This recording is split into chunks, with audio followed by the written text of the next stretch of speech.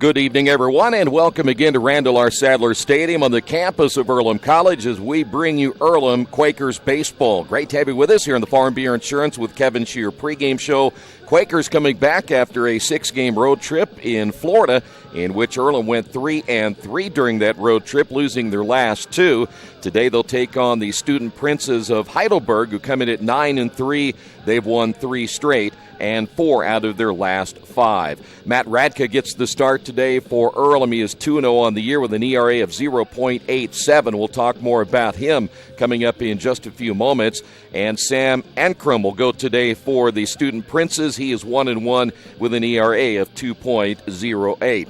Quakers are 11-0 at home. Of course, they played their first 11 games here at Sadler Stadium. And then when they went south, they won their first contest of that 6-game road trip. And then things didn't fare quite as well. They really felt they gave a couple of games away and lost their final game to Kenyon in the final day of their road trip. And, of course, Steve Sakositz, the head coach, was not happy with the team when it came to their focus in those 6 games. He's hoping that will change today because we are getting closer and closer to the end of the preseason. Conference season will begin on Friday, March the 30th, in a doubleheader against Bluffton, and then they'll have to put things together the rest of the way. Only one non-conference game following that matchup, and that'll be the April 18th matchup against Adrian. So they'll try to put it together against a good team here today. We'll give you these starting lineups coming up in just a couple of moments. This is the Farm Beer Insurance with Kevin Shear pregame show right here on Radio Troy Digital Sports.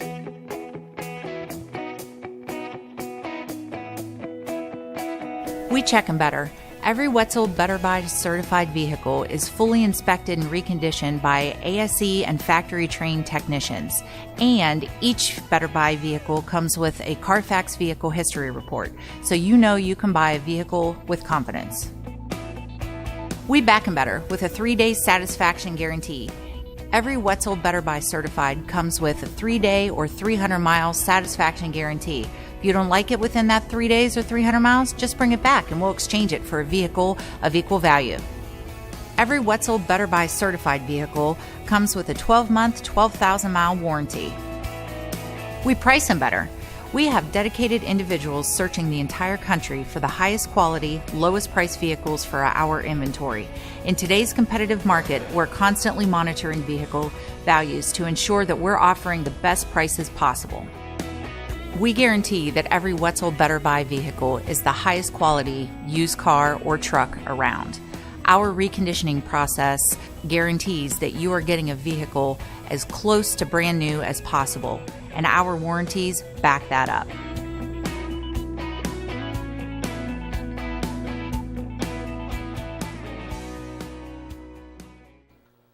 Quakers back home after 11 days. Last time they were here, they took on Kalamazoo. That was back on Sunday, March the 11th, a 7-5 win in that contest. And again, the 6 games took place between Tuesday, March 13th and Friday, March 16th. And this will be the only game until they play again next Wednesday. So they have about a 6-day break. It would have been longer if this game was not moved from earlier this week to tonight. We were supposed to play this game at Heidelberg a couple of nights ago, but because of weather conditions, forced the game to be played here tonight. So after tonight, we'll have another 6-day break before they'll be back home against Grace on Wednesday, March the 28th. Here's how the Student Princes will line up tonight. Leading things off and playing shortstop will be Joey Ridzeski. Ridzeski leading off tonight for Heidelberg. Hitting second, Justin DeWitt. He'll be in right field. Evan Long, their best hitter, is at second base hitting third. The cleanup hitter, Parker Frank, is at first base. Matt Sykes, the number 5 hitter, playing in left field. Kyle Slovic is at third base. He'll be hitting 6th tonight. Mark Ochoa, the DH, batting 7th, hitting 8th, and playing in center field is Darren Shirk, and hitting 9th and catching is Joe Walton. So again, it'll be Ridzeski along with DeWitt, Long, Frank, Sykes, Slovic, Ochoa, Shirk, and Walton. Tonight for Earlham, they'll go with Mark Jondro leading things off. He'll be at second base. Isaiah Shake hitting second in center field. Danny Dopp hitting third, the third baseman. The cleanup hitter and DHing tonight, Addison Robertson. Kendall Baker moved up to the number 5 hole tonight. He'll be in right field. Dre Davis, the starting shortstop, He'll hit 6th. Batting 7th, the catcher Ian Bach. Hitting 8th, playing first base, Michael Johnson. And batting 9th in left field, Alec Bryan. So again for the Quakers, Jandro, Shake, Dopp, Robertson, Baker, Davis, Bach, Johnson, and Bryan. First pitch is coming up in just a couple of moments. Stay right there. This is Earlham Baseball on Radio Troy Digital Sports. Our community. It's where we live. It's where we work. It's where we play. At West End Bank, we're not just in the community, we're a part of the community. And that's why we support over 100 programs for local nonprofits and schools, including our financial literacy program that positively impacts countless students throughout the area. You bank locally, so we give back locally to watch people grow with endless possibilities. Some people are born lucky. Other people take luck into their own hands, avoid stepping on sidewalk cracks, and wouldn't dare walk under a ladder. But whether you were born with luck or make your own, when it comes to your insurance coverage, luck should have nothing to do with it. So talk to Indiana Farm Bureau Insurance today or visit them online at infarmbureau.com to purchase an auto policy. Indiana Farm Bureau Insurance. Stop knocking on wood. Questions about your coverage in Wayne County? Call 765-962-9548 and ask for me, Kevin Shearer. Since 1994, Beach Automotive has provided motorists in the Richmond area with comprehensive auto repair services that include car and truck care, alignment, brakes, tires, engine, transmission, and more. You'll be hard-pressed to find the same level of expertise that our auto mechanic specialists provide. For a high-performing vehicle, trust Beach Automotive.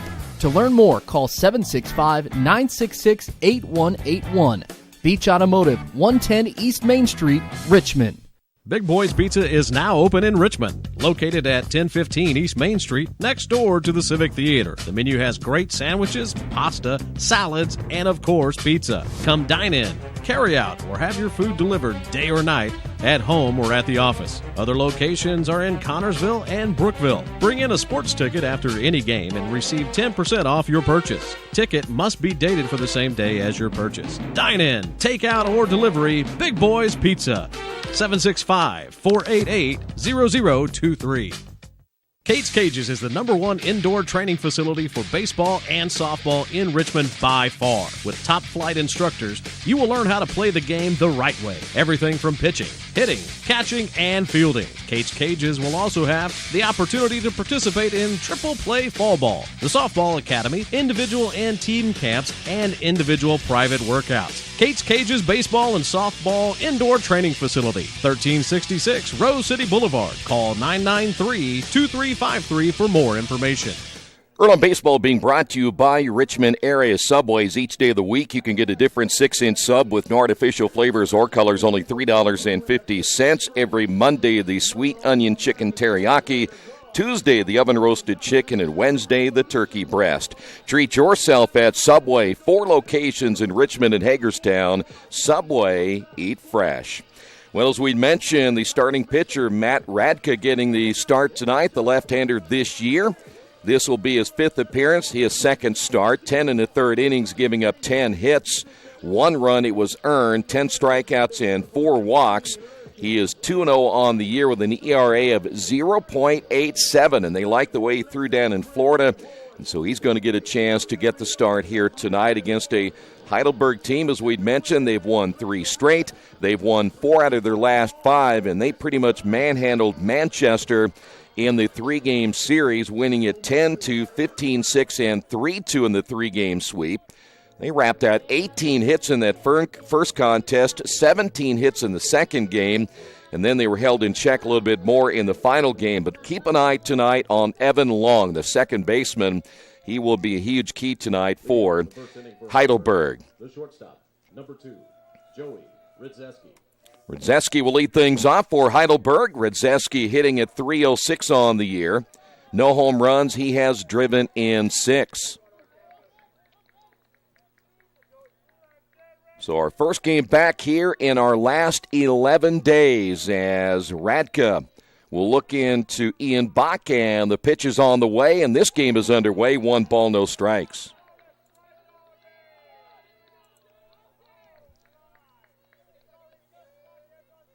We will set that Earlham defense for you coming up in just a couple of moments. The pitch in there for a strike, and the count is even at 1-1. Ian Bach back behind the plate. Tonight, Johnson at first. Jandro is at second with Davis at short. Ground ball on the right side. Johnson will field and toss to his pitcher, and a bang-bang play at first base as Radke will hold on, and there's one away. Radke doing his job getting over to cover the base, and that'll bring up Justin DeWitt.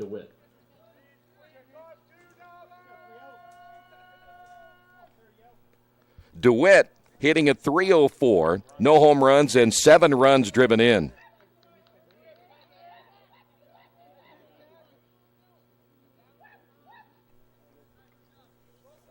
So DeWitt will step up again with one away, and now the catcher Ian Bach having an equipment problem, so he will check in with one of the assistant coaches and apparently is ready to go. The next guy to watch for, Evan Long. We'll talk more about Evan and what he did in that series against Manchester. He was a one-man wrecking crew from the hitting standpoint. Radke's pitch is on the way, grounded up the middle. That's Davis on the hop near the bag. Throw to first, and 2 outs quickly here in the top of inning number 1. Now batting the second baseman, number 4. Well, here's Evan Long, hitting at .404 on the year. He has a home run. He's driven in 12. His slugging percentage is at .596. His on-base percentage is at .500. He had 4 hits in the first game against Manchester as Radke's pitch is on the way, and this is a high fly ball into right center field, and they're going to get the best hitter in the lineup as Baker will come over and make the catch, and a 1-2-3 inning. We'll talk more about Long, I'm sure, as the game goes along. Good inning for Matt Radke and the Quakers after half inning of play. Heidelberg nothing, Earlham coming to bat. This is Earlham Baseball, Radio Troy Digital Sports. Wish me luck, wish me luck. We've all said it. Thing is, life doesn't run on luck. For most people, it takes careful planning. A lot more than, say, crossing your fingers or toes. So talk to Indiana Farm Bureau Insurance. Because as your life changes, your life insurance coverage should do the same. And when it comes to your coverage, luck should have nothing to do with it. Indiana Farm Bureau Insurance. Stop knocking on wood. Questions about your coverage in Wayne County? Call 765-962-9548 and ask for me, Kevin Shear. At First Bank Richmond, we provide you with an excellent banking experience. Whether it's personal checking, savings, mortgage loans, consumer loans, retail lending, or trust and investments, you can count on First Bank Richmond. First Bank Richmond has been serving the Richmond area since 1887. For more information, give them a call at 962-2581 or go to their website at firstbankrichmond.com. Back once again here at Sadler Stadium as we head to the bottom of the first inning. The left-hander going today for Heidelberg as Sam Ankren will be making his 4th appearance, just his 2nd start. 8 2/3 innings on the year, giving up 6 hits, 2 runs, both earned, 9 strikeouts and 2 walks. He is 1-1 on the season with an ERA of 2.08. So both pitchers very impressive in a short amount of time they've thrown so far this year. Neither pitcher, again, over 10 innings, but both left-handers so far have thrown well early in the season. Mark Jandro will lead things off for the Quakers, and boy, he had a nice trip down south. He has raised his batting average up to .414. No home runs and 11 runs driven in. So Jandro is now the leadoff hitter. For your Quakers, the second baseman. I mentioned a couple of changes as Michael Johnson getting the start, his first start at first base. He'll be hitting in the number 8 hole, and Alec Bryant getting the start tonight as well. And the first pitch in there for a strike, and it's 0-1. Here at Sadler Stadium, it is 310 down the left field line with the Earlham Monster as well. 375 in the alleys, 390 dead center, 325 down the right field line. Breaking ball, swing and a miss. And Mark quickly behind at no balls and 2 strikes. Bottom of inning number 1. We talked earlier this week on Strictly Baseball with head coach Steve Sakositz as that waste pitch is high and outside. that they'll start with Radka tonight, see how he does, and they might use several different arms. Again, they will not play again for about 6 more days, so might want to get several different players in the lineup as that one is fouled off. And we'll stay at 1 ball and 2 strikes. Defensively, Walton behind the plate. Frank is at first. Long is at second base. The shortstop, Ridzeski. Slovic is at third. Sykes in left. Shirk in center. And DeWitt in right. Here's the 1-2 pitch on the way, fouled off. We will stay at 1 ball, 2 strikes.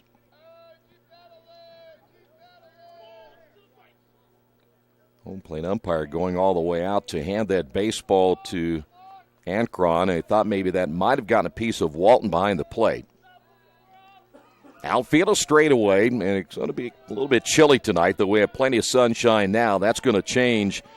When that sun goes down, things are going to get rather chilly here tonight as that pitch is outside. 2 balls, 2 strikes. We will undoubtedly see the temperatures perhaps fall into the mid-30s by the time it's all said and done. Light breeze now blowing from left to right. And time is called as Ankron was ready to throw.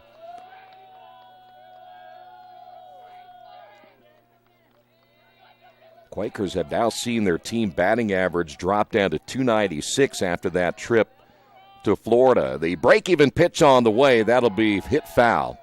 Well, that ball right in on the hands of Gendreau. And he was able to fight it off once again. A good at-bat right here for Mark Gendreau. Quakers have played a lot of freshmen early. That breaking ball low and inside will go to 3 balls and 2 strikes. Earlham again from a running standpoint only averaging a 3.4 stolen bases per game, which is again a little bit below of what Steve Sakasitz would like to see his team do. The break-even pitch again lifted high in the air. That'll be the center fielder, Shirk, camping under it. He'll make the catch, and there's 1 away here in the bottom of the first inning. That'll bring up the center fielder, Isaiah Shake. Isaiah hitting at .372 on the year. No home runs. He has driven in 8. Now batting the center fielder, number 33, Isaiah Shake. We talked with Steve earlier this week, and the one thing that he mentioned, and we talked about it just briefly in the pregame, is he really didn't like the team's focus. There's a swing and a miss. Didn't like the team's focus generally from maybe the second game on. They opened that Florida trip with a nice win. There's a changeup, swing and a miss, and quickly Isaiah behind it, 0 balls and 2 strikes. Won that first contest. They beat a good Washington College team. Lost Albright in the second game by a final of 5-3. The 0-2 pitch on the way, and 3 pitches, and Isaiah done for the first inning. There's 2 away. That'll bring up Danny Dopp. Danny hitting at .255 on the year. No home run. Take that back. 1 home run and 11 RBI. Now batting the third baseman. Danny has seen his average drop as well on that Florida trip. So Ankron set to throw with 2 away here in the bottom of the first inning, and a good breaking ball in there for a strike, and this young man working quickly here in the first inning. Well, the team didn't get a chance, speaking of Earlham, as this pitch is on the way and it's inside. Didn't get much of a chance to get out here on the diamond this week because of the heavy snows we had earlier this week. So the Quakers have been limited on their diamond time this week. There's a swing and a miss. And right now, Ankron is cooking early. 1 ball and 2 strikes, 2 away here in the bottom of the first inning. Ankron gets the sign, the pitch on the way, low and inside, and that'll even the count at 2-2. Well, you would consider there's a little bit of a shakeup in this lineup when Kendall Baker's now hitting in the number 5 spot. Generally, they either put him at the leadoff spot or at number 9. 2-2 pitch, that's hit foul. And we'll stay 2 balls and 2 strikes.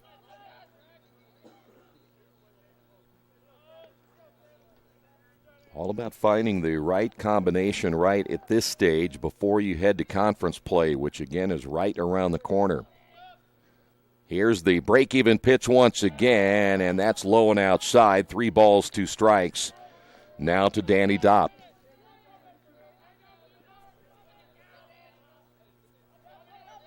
Both pitchers with exceptional ERAs coming into this one, as that'll be hit to the left side in the hole, and no throw by the shortstop, as that'll be an infield base hit by Danny Dopp. So the Quakers get a man on here in the bottom of the first inning. Earlham gets their first base hit. Brzezinski did a nice job getting that baseball, but again, on this turf, you can really get down the line pretty quickly. Here's Addison Robertson, 397 on the year. No home runs, 13 runs driven in. He is still perfect in his stolen base department, 14 of 14. And the first pitch low and inside, 1-0.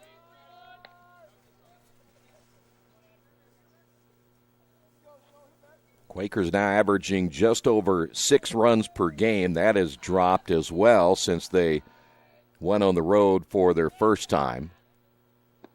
Low and inside, 2 balls, no strikes. They were at just over 8 runs per game. Boy, but pitching has really been a staple and will continue to do so, as Walter Talcott named the HCAC Pitcher of the Week after picking up that opening win. There's a fly ball and foul. And we'll go to 2 balls and a strike. Walter got that opening win against Washington College. He did not throw the rest of the series. Only one game where the Quakers really were not in, and that was the matchup against Western Connecticut State. There's a line drive base hit into left field. Back-to-back base hits for the Quakers, and then the left fielder, Sykes, bobbles it, and heading to third, and he will be safe. That will be Danny Dopp, and that'll be an error. So now the Quakers have runners at first and third. 2 base hits in the first, error of the ball game on Heidelberg, and that'll bring up now the right fielder, Kendall Baker.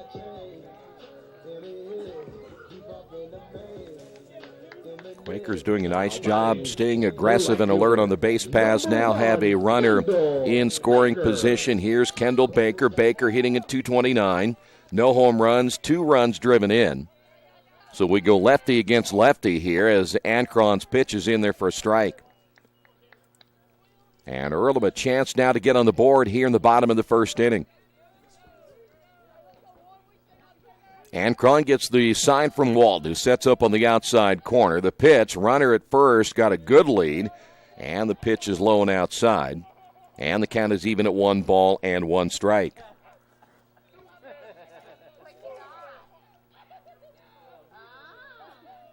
Boy, how many times you talk about teams scoring with 2 outs in the inning. Nothing is ever over until you get that final out, and we've seen that a lot here at Sadler Stadium over the last few years. Earlham has done a great job in their ability to score runs with 2 outs.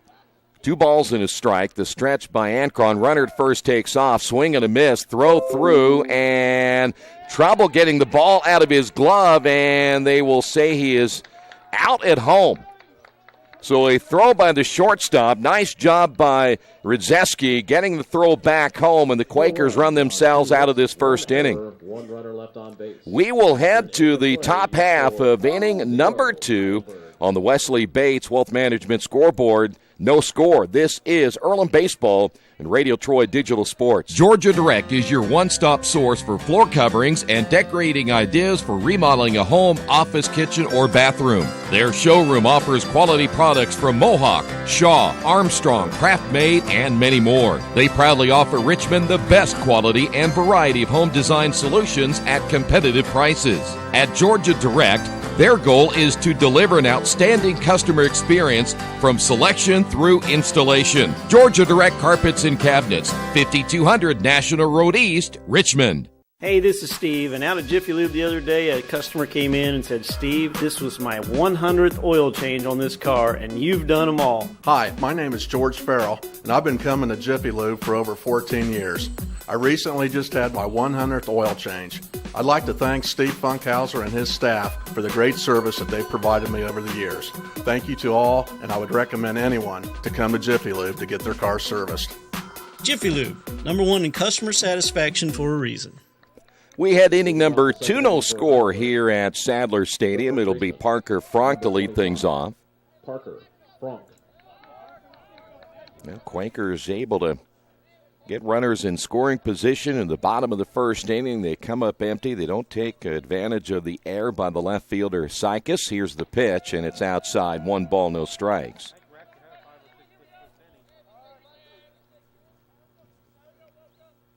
Parker Frank on the year hitting at .204, no home runs, 11 runs driven in.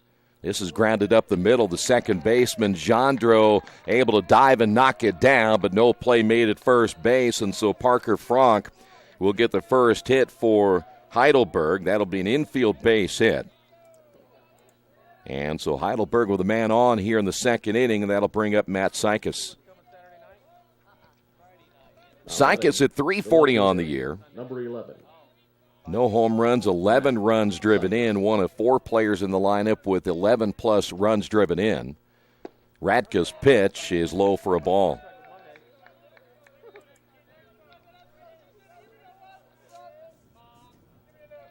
We go back to that Manchester series, and this Heidelberg team, boy, the way they jumped out in those first 2 games, is that pitch is low, 2 balls and no strikes.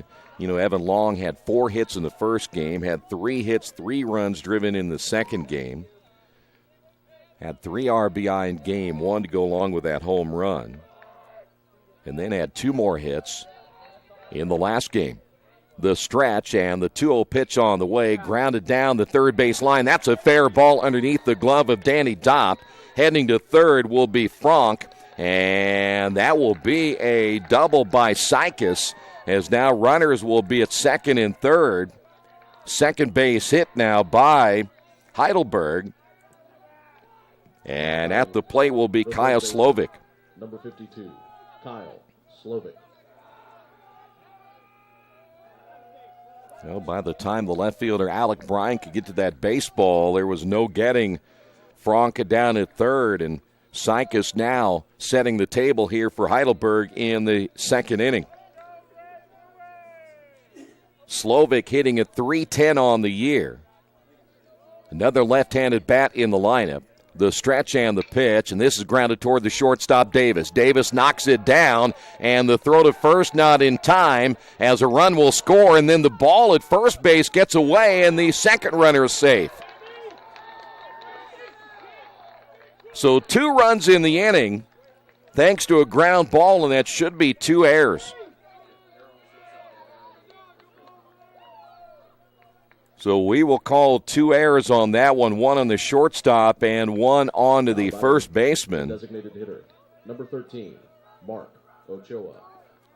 And here's Mark Ochoa. And now Heidelberg on top of this one, 2-0. Radka in the stretch, and the pitch on the way is a called strike.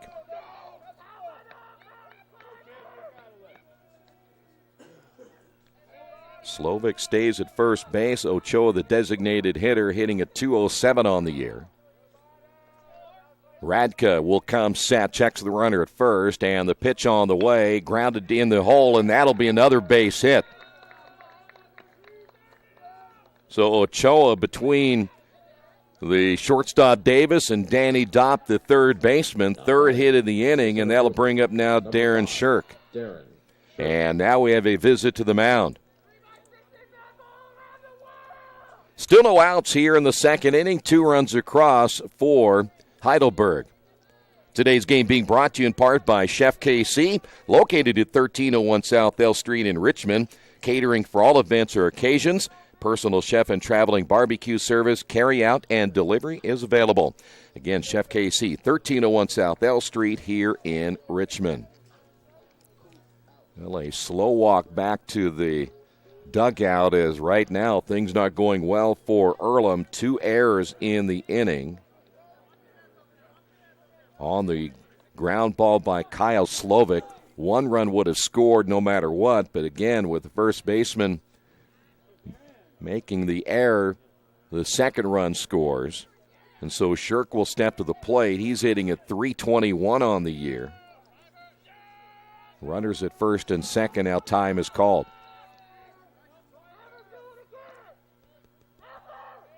Well, you have to go back to that. One thing that made me take notice in that second game with Heidelberg and Manchester was the amount of errors that Manchester committed. As that breaking ball in there for a strike, and you know that Heidelberg was putting the ball in play at that stage. They committed 8 errors in that 15-6 loss, and now the Quakers have 2 errors here in this one. Johnson will play in front of the runner down at first base. Outfield stays a straightaway. No balls and a strike. Radke will check both base runners as he will come set. Here's the pitch on the way, swing and a miss. No balls and 2 strikes now to the number 8 hitter, Darren Shirk.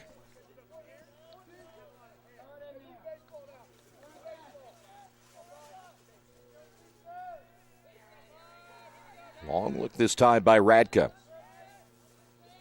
Comes set at the belt, the pitch on the way, and took something off that one as well, and ahead on that swing one more time, but staying alive will be Darren Shirk, and no balls and 2 strikes.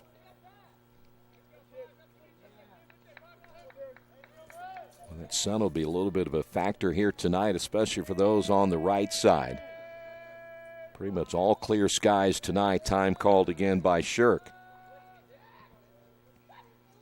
Right now, Quakers hoping this is not going to be a huge inning for Heidelberg. They, right now, ready to put this one in the books as a huge inning. No outs, still 2 runners on and no outs. The pitch on the way, that's going to be a base hit into left field. Rounding third, heading home would be Slovic. Here's the relay to the plate. Dropping it at the plate will be the catcher, Ian Bach. Can't hold on. It's 3-0.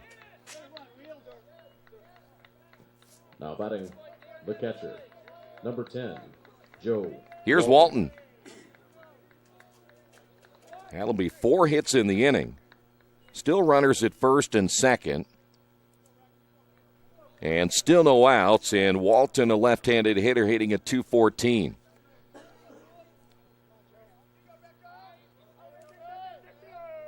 The stretch and the pitch on the way, bunted. Radke coming off the mound. He'll throw to third. They'll get the force there. So good job by Radke. So 1 away. We'll head to the top of the order. Number 2, Joey Ridzeski. Ridzeski steps to the plate, 0 for 1. All can be forgiven in a lot of ways right here. If you can get a ground ball out of Ridzeski, get a double play, and get out of this inning.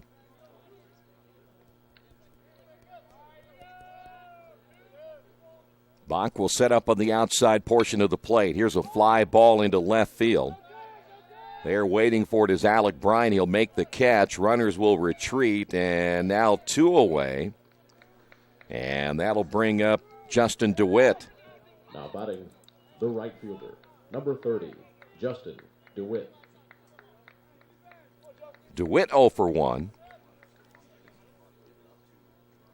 We'll go back to, we'll be talking probably enough about the early start of Evan Long, the second baseman, who's coming up next. As Radke gets the sign once again, will come set. Here's the pitch on the way, and it's a breaking ball in there for a strike.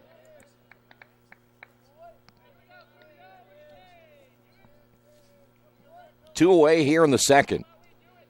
Earlham down in this one 3-0. 3 runs on 4 hits, and now 2 errors on Earlham. Radke once again gets the sign, a check of the runner at second base. The pitch on the way, low and inside. And the count is even at 1 ball and 1 strike.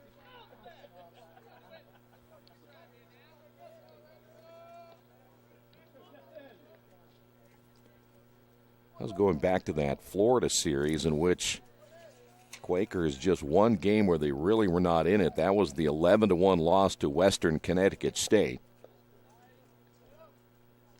The stretch again and the 1-1 pitch. Grounded toward the shortstop, Davis. He will flip on to second. Jandro gets the out there, and that'll do it for the inning. It could have been worse. We will head to the bottom half of inning number 2. Earlham giving up 3 runs in the inning. And on the Wesley Bates Wealth Management scoreboard, Earlham down in this one 3-0. For the past 35 years, Van Vliet Insurance has built a reputation of bringing a personal touch. That's because at Van Vliet, it's all about you, your needs, your life, and our town. Along with providing quality coverage to individuals, families, and local businesses, we're proud of our community and the opportunity we have to protect your future within it. Van Vliet Insurance, an Erie Insurance representative. Hometown professionals at work for you. Little Sheba's Restaurant and Zini's Place. Come join us in Richmond at 175 Fort Wayne Avenue or at our newest location in Centerville at 129 East Main Street. Grab one of our gourmet pizzas, a deluxe sandwich, steak or fresh salad, and an ice-cold beer or your favorite wine. Featuring live music every Tuesday, Friday, and Saturday, plus more in our smoke-free environment. 10% discount with a valid student ID. It's better than being home. Back once again here at Sadler Stadium as the Quakers down in this one 3-0. We will head to the bottom half of inning number 2. Kendall Baker was at the plate on the final out of that first inning, so it'll be Baker, Davis, and Bach.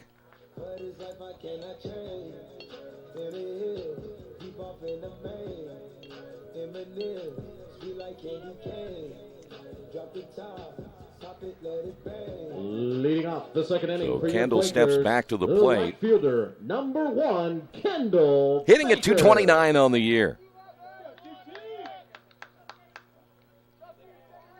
So now we'll have to play from behind here tonight against a pretty good left-hander. Ancron's pitch in there for a strike.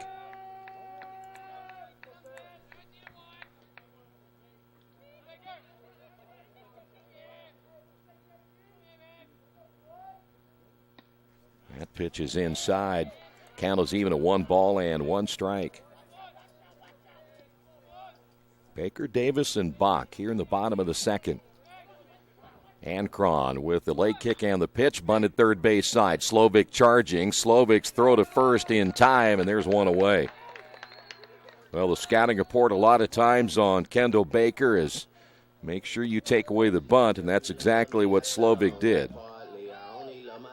Here's Dre Davis. Now batting the shortstop. Dre at 302. No home runs, 10 runs driven in. Davis back in the lineup, had that hamstring injury early in the year, but since then he has been back in the lineup. He has played well, and he'll take that pitch low and inside. 1 ball, no strikes.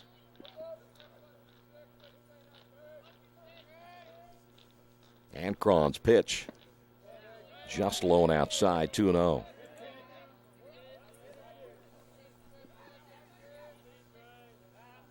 Quakers 2 hits, both coming in the first. Here's the pitch on the way, fly ball. Right side, the second baseman Long is there. He'll make the catch. And 2 away. Here's Ian Bach.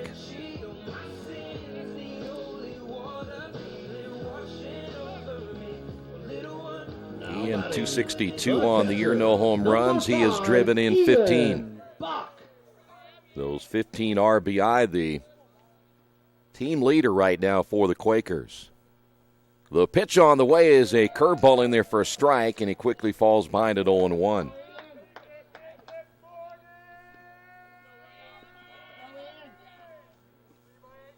Ancron gets the sign from Walton. The pitch on the way. It stays outside. 1 ball, 1 strike. Go back to the Florida series. I would imagine if you were Steve Sakasitz, as that pitch is outside, you don't mind losing a game or 2 here or there. Keep your team focused after an 11-0 start. You played some pretty good baseball teams down there, but he was not happy coming back. Here's the 2-1 pitch. This one's popped up. Third baseman coming in, the pitcher, the third baseman, Slovic will call him off, and that'll do it for the Quakers as they go quietly here in the second inning. We will head to the third on the Wesley Bates Wealth Management scoreboard. Quakers trail this one 3-0. Hi, this is Steve Funkhauser, and I was talking to someone the other day about how friendly and professional the crew at Jiffy Lube is, and they said, "You are always so upbeat. I'm going to call you Mr. Positive." And so now I am Mr. Positive. And I want you to know how proud I am of you and that you are doing a great job today. And hey, do something nice for somebody. Make somebody smile. Smiles are contagious, you know. I want you to have a great day and the horse you rode in on. Jiffy Lube. Fast, friendly, professional. I'm Mr. Positive, and I approve this message. Mancino's is family-friendly, serving fresh grinders, pizza, pasta, and salads daily. They serve great food priced for family budgets. And whether it's one of their homemade grinders, salads, or pizza, there's sure to be something for everyone in your family. Our baking process may cost a little more and take more time, but the end result of freshness and flavor make the real difference in all of Mancino's award-winning products. Mancino's of Richmond. Give them a call at 966-1161 or go to their website, Mancino'sofRichmond.com. Earlham Baseball being brought to you tonight by Jason Wise of Better Homes and Gardens First Realty Group. He has an idea for an alternative fundraiser for your school group or nonprofit. If you list, buy, or refer a customer and mention this promotion, he'll donate 10% of what he makes on that transaction to the school group or nonprofit of your choice in your name. For more information, give him a call. Jason Wise at 969-30-400. Here is Evan Long. Long 0 for 1 tonight as he will watch that first pitch inside, 1 ball, no strikes. And as we mentioned, he tore the cover of the baseball in that series against Manchester. Dangerous left-handed hitter. The pitch on the way is lined back up the middle, and now you know why. That's a sweet swing. Base hit. Number 5 now for Heidelberg. Here's Parker Frank. Frank is hitting at 204. The first baseman, number 25, Parker Frank.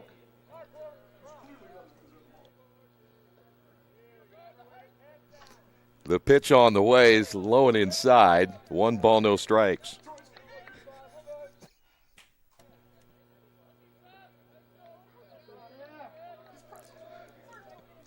Frank got a base hit, scored one of the 3 runs in the second inning. The pitch on the way, grounded toward Johnson. Johnson will turn, gets the out at second. The relay back to first, gets away from Radka. But Frank cannot advance, so they get the lead runner at second base. So that'll be a 3-6 out at second, and Frank will reach on the fielder's choice. Number 11, Matt Sykes. Here's Sykes. Sykes doubling and scoring in the second inning. Radka will come set, a check of the runner at first, and the pitch on the way to the plate, low and inside. Ian does a really good job of sliding back to the inside and a pitch that's low. Does a good job heading to the outside as well. There's times when he has to go way out in the other batter's box to get some of those pitches, but he does a nice job with his lateral movement as that pitch is right there on the outside corner. 1 ball and 1 strike now to Sykes.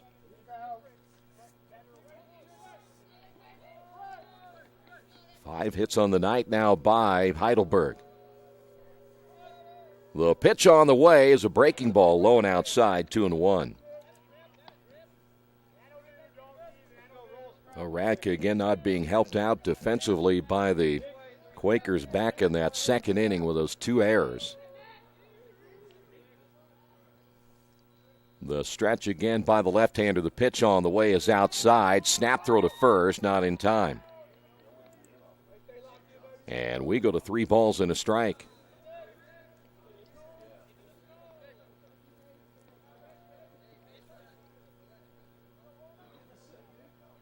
Three balls, 1 strike.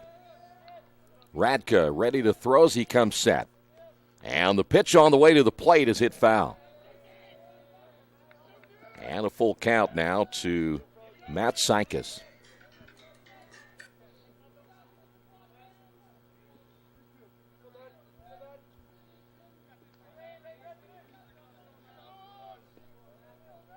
Runner at first base, Parker Frank. The stretch. And time is called. Too long that time for Radke.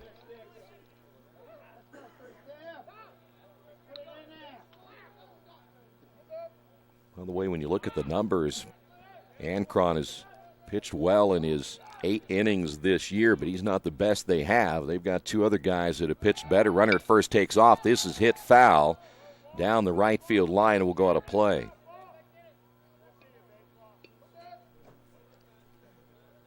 So we will stand 3 balls, 2 strikes.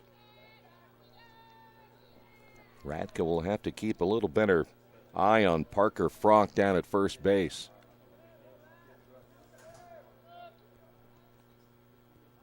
Outfield straightaway, the stretch and the throw to first.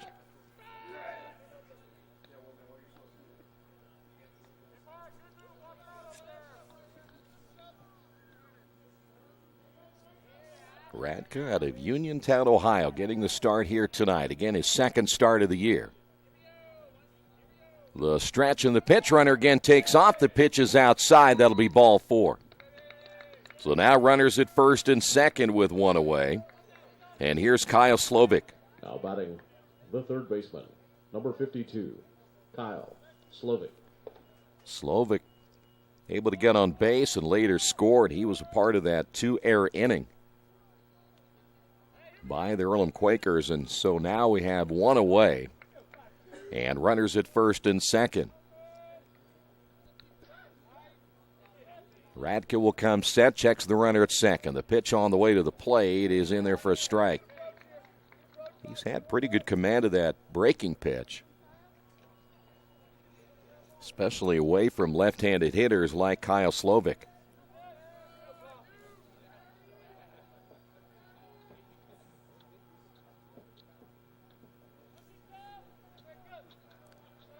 Runners will get their leads at first and second. Bach will set up on the outside corner. The pitch came low and inside.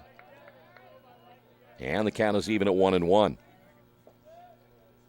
So Radke unable to hit his target, which was on that outside corner. Boy, you make a mistake against a left-handed hitter and keep it up in the zone. Luckily, it was not. And again, it's only 325 down the right field line. The stretch and the pitch. This one is hit well into right field. Baker coming on, and they will hold the runner at third. So the second hit in the inning now by Heidelberg. They're 6th overall, and now the bases are loaded for Mark Ochoa. And our keen spotter says we have action in the bullpen. The designated hitter, number 13, Mark Ochoa.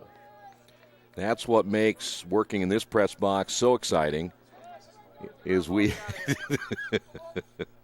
we have spotters that are second to none. So now bases loaded. Ochoa singled in the second inning and time called. We saw Darren Shirk do this in his first at bat. Try to disrupt Radke a little bit. Again, just 1 away here in the third. The stretch.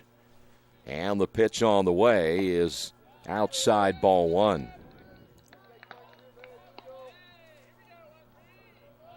Looks like then maybe Jordan Christian, who is throwing long reliever for the Quakers.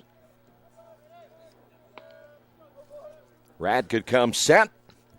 And the pitch on the way. This one is hit down the line. That's going to be a foul ball. Is that Gerber? So Gerber instead of Jordan Christian. Gerbis?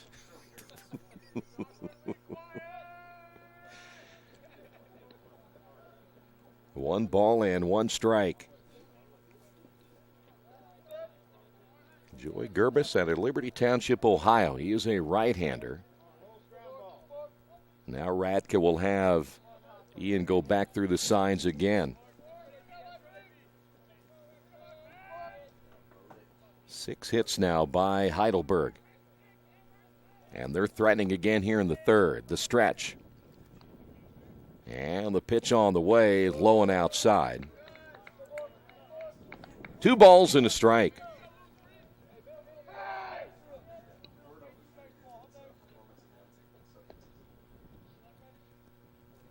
go back to the 3 games, they had 18 hits. There's 35.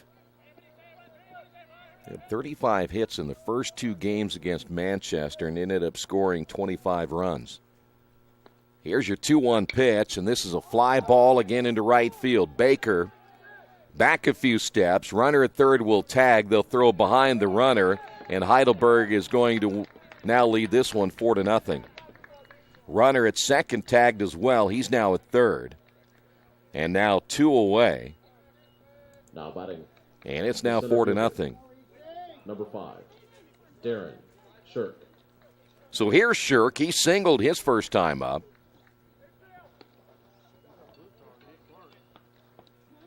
Ochoa will get an RBI as he has the sacrifice fly into right field, and here is Shirk. Don't be too surprised if you see Slovic take off down at first base. Sykes is now at third. Stretch again by Radka. And the pitch on the way, low and inside, 1 ball, no strikes.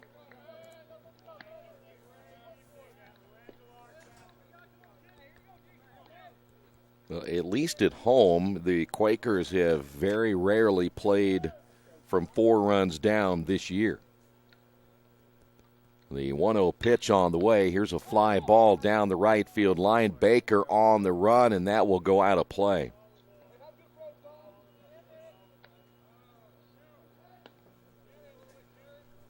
Count is even at 1 ball and 1 strike.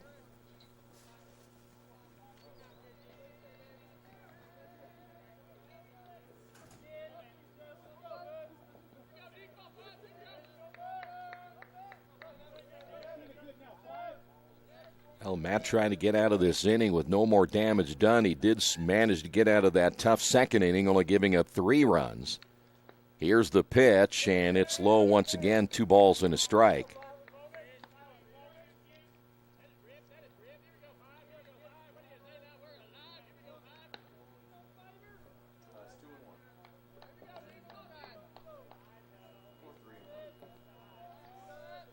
So Shirk back in. Here's the stretch. And the pitch on the way, swing and a miss. That was a nice pitch that time by Radka. So 2 balls and 2 strikes, 2 away, 2 runners on. Let's see if Slovic will take off down at first base right here.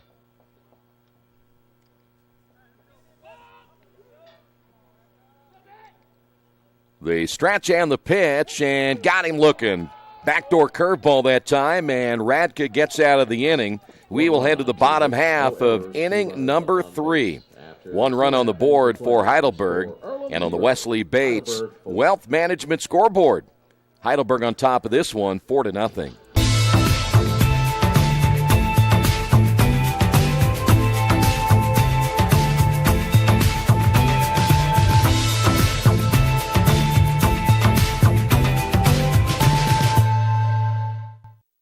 New Vision Sports is a training program that focuses on the training and improvement of this serious-minded athlete, including all ages and skill levels. From creating customized workout plans to providing ongoing motivation and support, New Vision strives to help you achieve your training goals. Their trainers use a variety of effective workout plans based on your specific goals. New Vision Sports, 977-5831, or go to their website, newvisionsports.com. That's New Vision Sports with a Z. That's what's known as a home run. You know, they have to be really scraping the bottom of the barrel to get you on that highlight film. That was That's known as a home run. Yeah. Thank you, Mr. Obvious. It was. Back here at Sadler Stadium as we move now to the bottom half of the 3rd inning. Quakers trail at 4-0. By the way, the between innings, they give us highlights, and that was a low light. 3rd inning for your Quakers, the first baseman, number 25, Michael Johnson. Here's Michael Johnson. Michael out of Moseley, Virginia, just a freshman. I guarantee we'll edit that last video, though. This one's hit well into left field. Base hit by Johnson. Sykes didn't handle that one cleanly, but Johnson will stay at first base, and a leadoff single by Johnson, and here's Alec Bryan.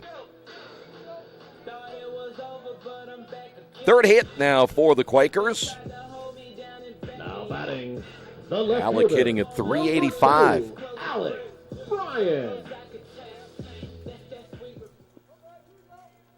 Alec getting a chance to start tonight with that 385 batting average. The pitch on the way by Ancron is fouled off.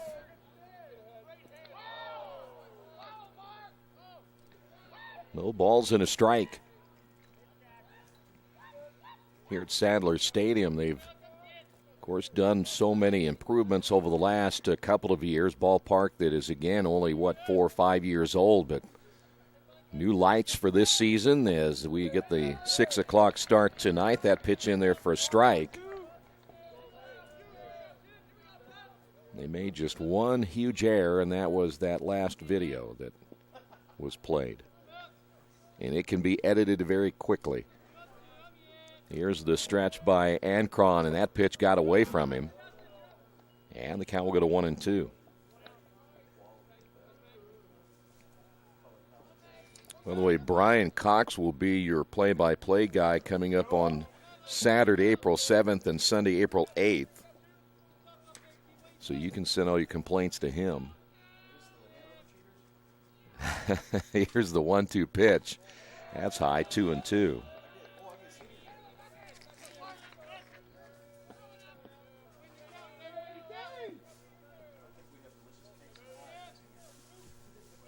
Two balls and 2 strikes.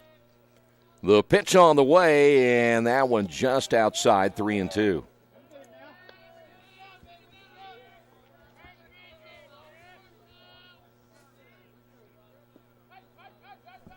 That'll be a big series when Hanover comes to town. They're playing well. Here's your payoff pitch on the way. It's high, and Quakers now have runners on at first and second. That is the first walk given up now by Ancron. You're getting to be a big boy. And here is Mark Gendreau. Gendreau's 0 for 1. Now batting, the second baseman, number 40, Mark Gendreau.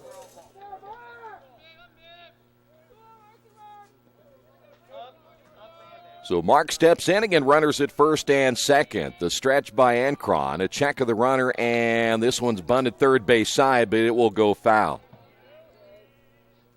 Slovic came in earlier. We saw him make a nice play when Kendall Baker attempted to bunt his way on. So no balls and a strike now to Gendreau.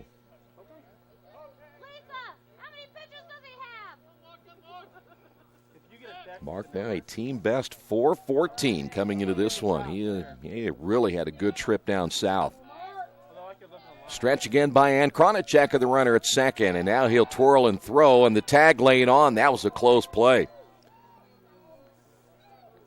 A little too close.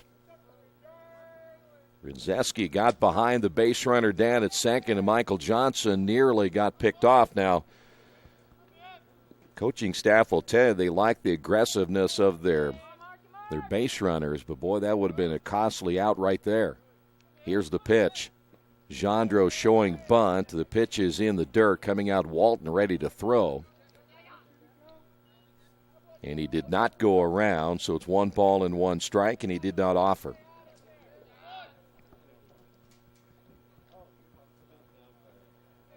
Quakers got runners at second and third back in the first inning, and Danny Dopp was thrown out at the plate trying to score. That ended that threat. They went down quickly in the second inning. Ancron's pitch low and outside. And it's 2 balls and a strike.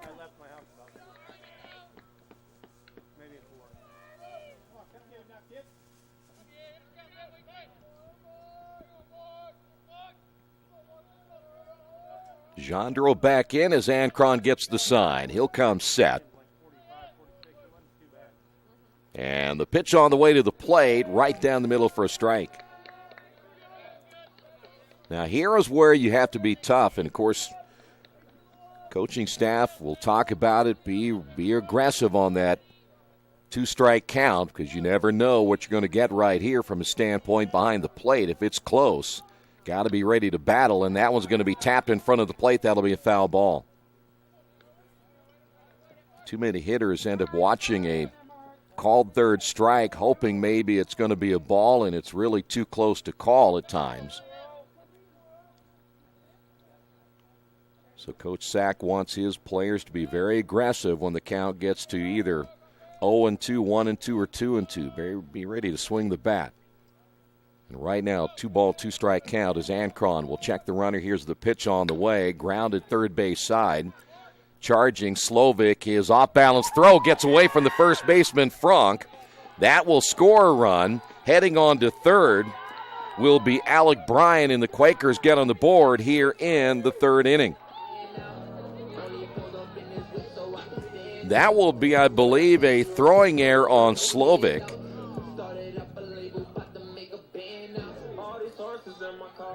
Now batting, the center fielder, number 33, Isaiah Shake. Here's Isaiah Shake.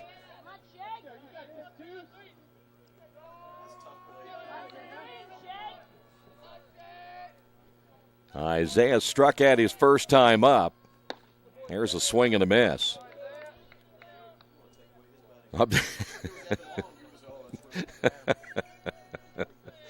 So it sounds like to me they're going to give him a base hit.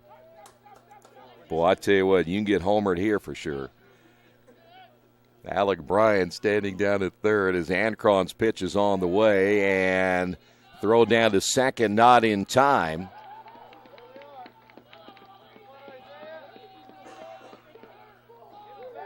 So Jandro at second base.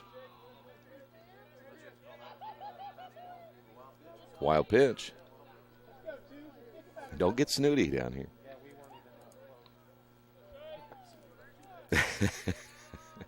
So now 1-1 strike. Runners at second and third. Infield is now at medium depth as Ancron trying to get out of a jam here in the inning. This one's lined back up the middle. That's going to be a base hit. That will score Alec Bryan, and they will hold the runner, Jandro, down at third, and Earlham now has something going here in the third inning. 4-2, Quakers pick up their fifth hit, and now a visit to the mound. And still no outs here in the third inning. Danny Dopp coming up next, and Ancron has been pitching well. He got a little bit of trouble back in the first inning. But again, he sailed through inning number 2, and the Quakers coming back with 2 runs here in the third. So a brief meeting as now Danny set to come up and hit here in the bottom of inning number 3. We've now seen the combined 11 hits now in the first 3 innings.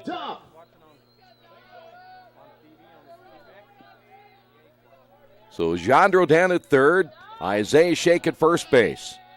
Ancron ready to throw on the pitch is outside, 1 ball, no strikes.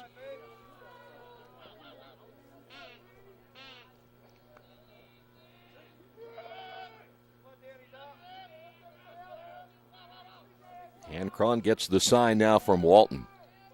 And the runner at first takes off. The pitch is in there for a strike. They'll throw down, not in time. That'll be a stolen base for Isaiah Shake. So now the Quakers runners at second and third. The count is even at 1 ball and 1 strike.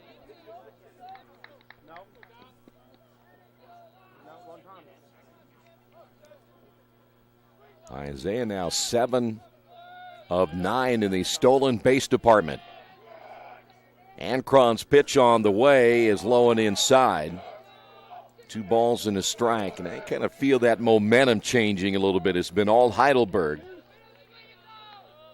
And now the Quakers coming to life here in the third. The infield will stay at medium depth right here. Stretched by Ancron. And here's the pitch on the way. That's going to be a base hit. That's going to score at least 1. Syke is coming up. They're going to wave the runner to the plate, and this one is tied at 4 apiece. Danny Dopp coming through with a base hit to drive in 2 runs. And Earlham, 4 runs in the inning. Now with 6 base hits, and there are still no outs. Now batting, the designated hitter. Here's Robertson. Number 31, Addison Robertson. So Earlham has battled back to tie this game at 4 apiece. Robertson, a base hit and a stolen base back in the first inning, and he'll take that pitch outside. 1 ball, no strikes, and now we've got a right-hander throwing for Heidelberg. Both pitchers' ERAs are going to go up in this one.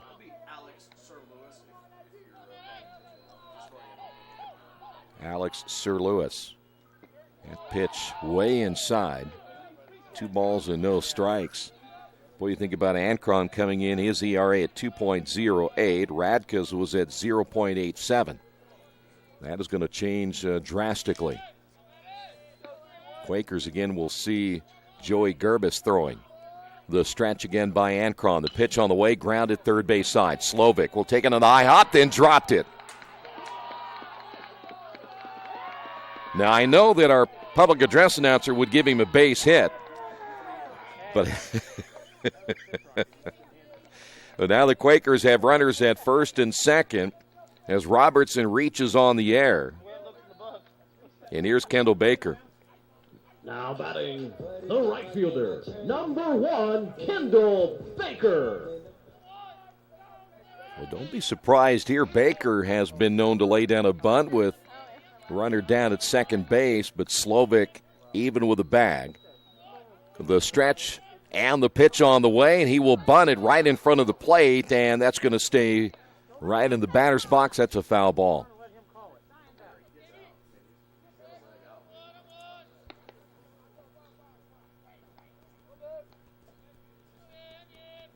So now everything even on the board. 4 runs, 6 hits, 2 errors apiece.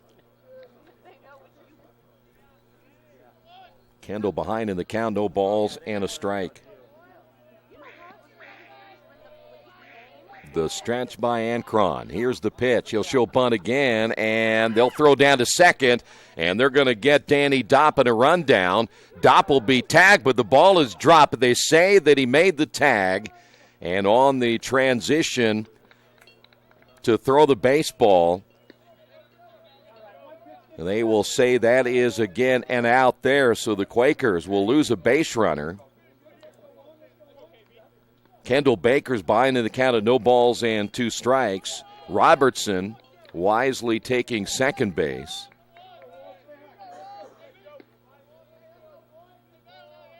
So now 1 away here in the inning.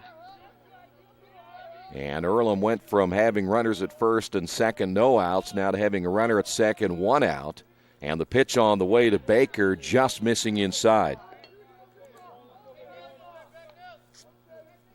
Quakers actually have done that a lot this year. They've gotten themselves into numerous rundowns, and they've had several guys picked off at first and second base. Swing and a miss, and that'll do it for Baker, 2 away. Here's Dre Davis. Davis 0 for 1. Now batting, the shortstop, number 26, Dre Davis. Robertson at second. The stretch by Ancron.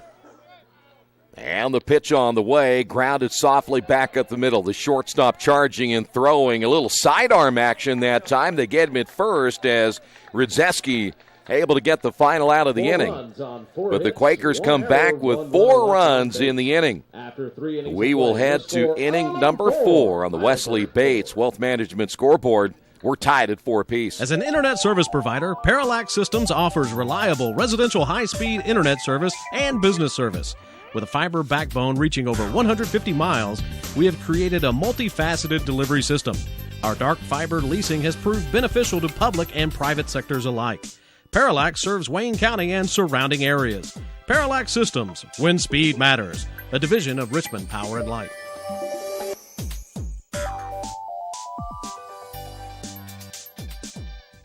The Purdue Polytechnic Institute in Richmond is part of a statewide network that offers the same technology degrees available in West Lafayette. The benefit of earning your degree at the Richmond location is that the campus is small enough to provide you with dedicated one-to-one attention while you earn your degree from Purdue University. Purdue Polytechnic of Richmond. Give them a call at 973-8228 or go to their website for more information at polytechnic.purdue.edu. At the Reed Orthopedic Center, our physicians and support team devote themselves to helping you return to a healthy and active lifestyle. Our expertise includes shoulder, elbow, foot, ankle, hand, wrist, hip, and knees, as well as pain management and rehabilitation and school athletic training programs and sports medicine. We are committed to providing you with the best possible orthopedic treatment that we can. To request an appointment at the Reed Orthopedic Center, call 765-935-8905. We will see a new pitcher, right-hander Joey Gerbis. Gerbis stepping in. He will throw here in inning at number 4. Gerbis, the freshman out of Liberty Township, Ohio. We will give you his numbers here in just a moment as the Quakers come back to tie this ball game in the third inning with 4 runs. The catcher, number 10, Joe Walton. Walton will step up for the second time. Reached on a fielder's choice his first time up. Gerbis on the year making his 6th appearance, 19 in the third innings. He's given up 11 hits, 10 runs, 6 of those earned, 19 strikeouts, 11 walks. Has an ERA of 2.79 and is 1-0 on the season. And the right-hander's first pitch is popped up. Third baseman is there. As Dopp and Davis come together, it'll be Danny Dopp to make the catch. And there is one away. Now batting the shortstop, number 2, Joey Ridzeski. Ridzeski will step to the plate. 0 for 2.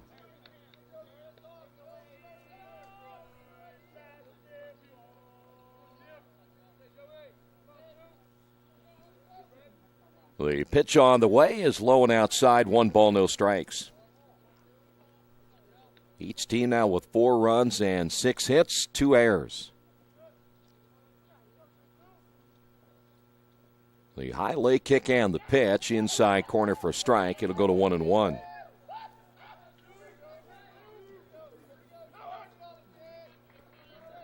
Outfield will stay straight away for the left-handed hitting. The leadoff hitter, that'll be a base hit. Ridzeski hits that one into right field. And a 1-out single now for the leadoff hitter. Here's Justin DeWitt. Now batting the right fielder, number 30, Justin DeWitt.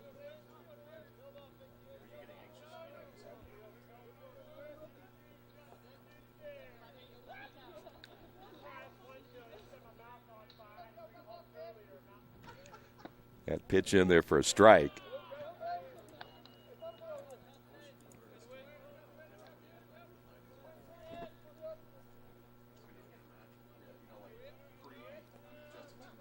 The stretch by Gerbis.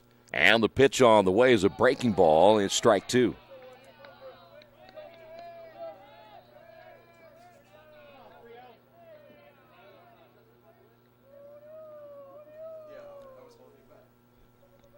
Seven hits now by Heidelberg as Gerbis will throw to first.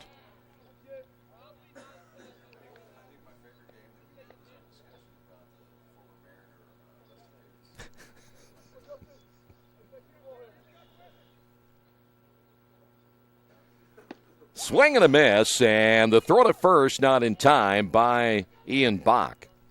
So 2 away. Now batting the second baseman, DeWitt now 0 for 3. Number 4, Evan Long. Here's Evan Long, one of the best hitters you'll ever see. Singled in the third, and it was a solid base hit. He's got that open stance from the left side, all good hitters do. Here's the stretch and the pitch, low and outside. 1 ball and no strikes.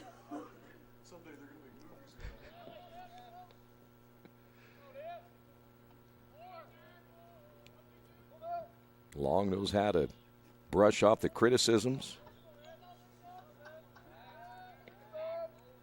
Throw to first by Gerbis. That's what makes Long such a great hitter.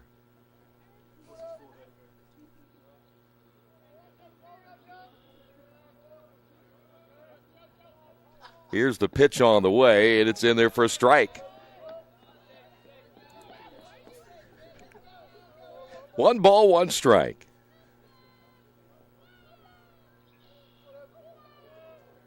Well, of course, why he's so good. He's from Michigan.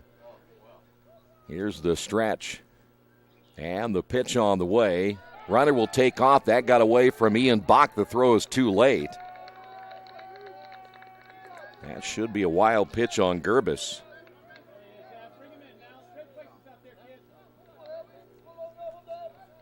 So now Long ahead in the count, 2 balls and a strike.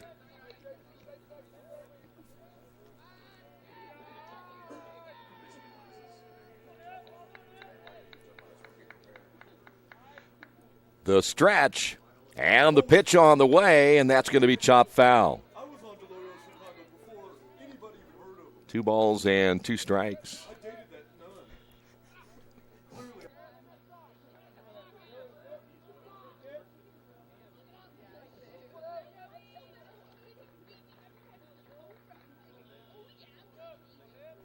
The stretch by Gerbis. And the pitch on the way is outside. 3 balls, 2 strikes.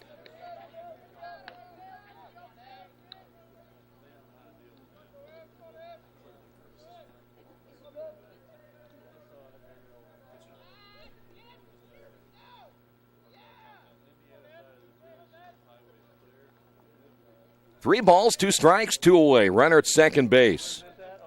Stretch again by Gerbis, and the pitch on the way. This one hit well into center field. Shake going back on it. He will not get to this one. That will bounce against the fence. That'll score a run, and it's now 5-4.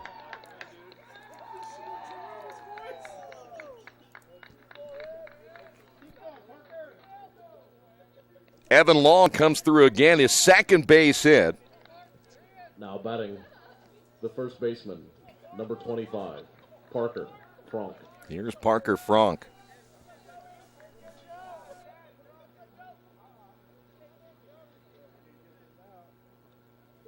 So Heidelberg comes right back with a big base hit by Evan Long.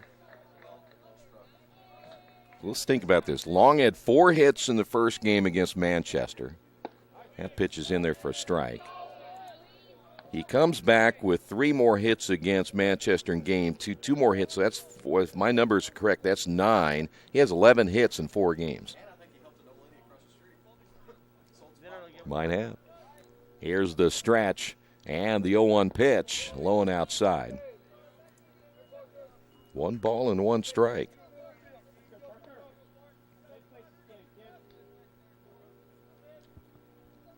By the way, that slugging percentage of .596 just went over 600, too. I know you didn't do math in Texas, but you can count on that one. 5-4 here in the 4th inning. Stretch by Gerbis. Right-hander's pitch is on the way, and it's outside. 2 balls and a strike.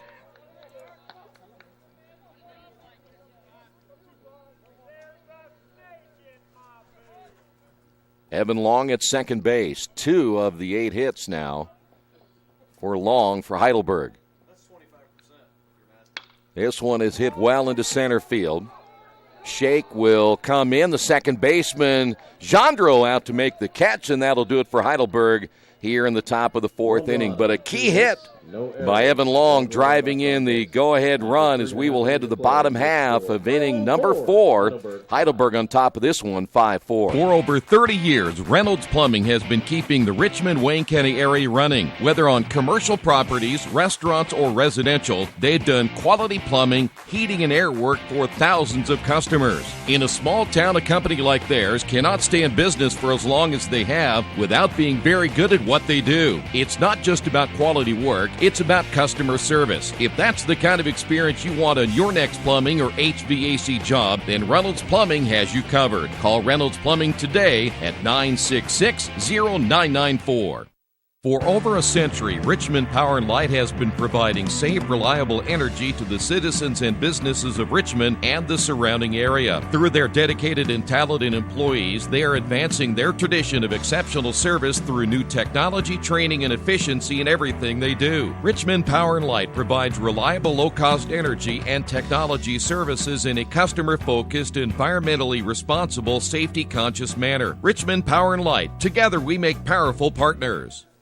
Head to the bottom of the fourth inning, 5-4 Heidelberg on top. We will see Ian Bach lead things off for the Quakers, followed by Michael Johnson and Alec Bryan. Leading off the fourth inning for your Quakers, the catcher, number 5. Ian 0 for 1 tonight. Ancron is back in for another inning of work, and this one is hit foul.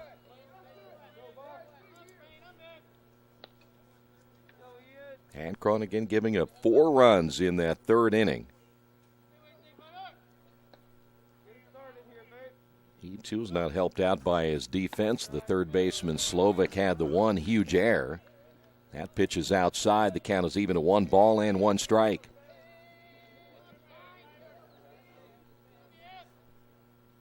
The pitch on the way is high and outside, 2-1.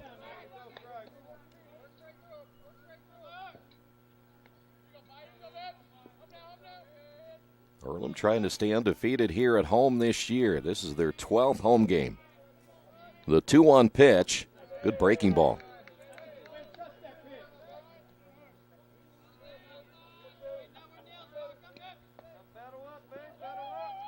Ian again leads his team in runs driven in, coming in with 15. The pitch is outside, 3-2.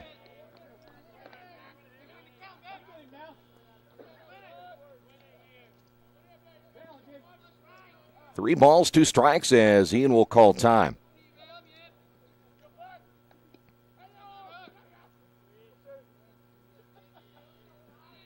Ancron quickly gets the side in the pitch, and it's on the inside corner for strike 3.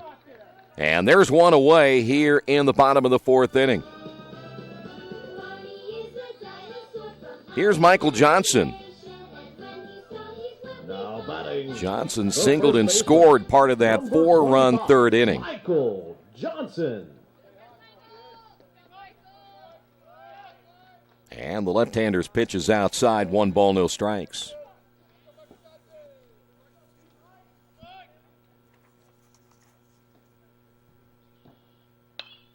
Popped him up, and that'll go out of play. Count is even at 1-1. By the way, last time these two teams got together was a high-scoring affair. You go back to March 16th of 2017 when Heidelberg beat Earlham 20-14 that day. Right now, 5-4 affair. The pitch, a breaking ball just outside, and boy, tell you what, that didn't miss by much. 2-1. Pretty good backdoor curveball intended to get Johnson on the outside corner. The 2-1 delivery on the way, low and inside, 3 balls and a strike.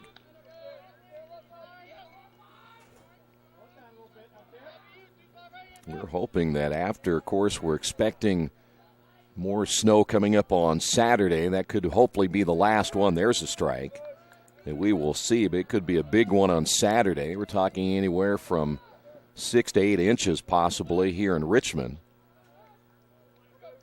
Maybe that'll be the last one so the Quakers can get to some warm weather here at least starting on Wednesday, March 28th when they take on Grace. Payout pitch on the way, inside corner, got him looking as well. That's a nice pitch.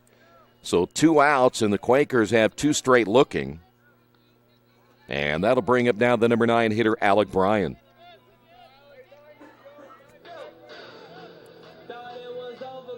Now batting, the left fielder, number 2, Alec Bryan. 4 strikeouts now by Ancron. And the left-hander set to go to work once again, and that pitch is a called strike.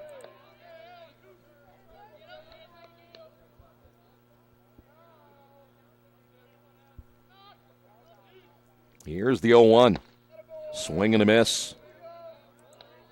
Well, you go back to the HCAC schedule, and now that they only play 18 games, that's the bad news. You can't make as many mistakes. Sack talked about that on our show this week. The 0-2 pitch, Boyne struck him out in 3. He made that look easy. We head to the top of the 5th inning on the Wesley Bates Wealth Management scoreboard.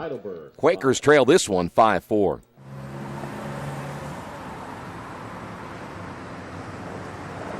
I got this.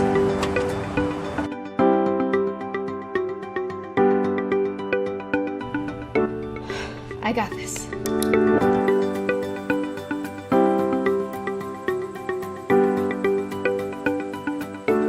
I got this.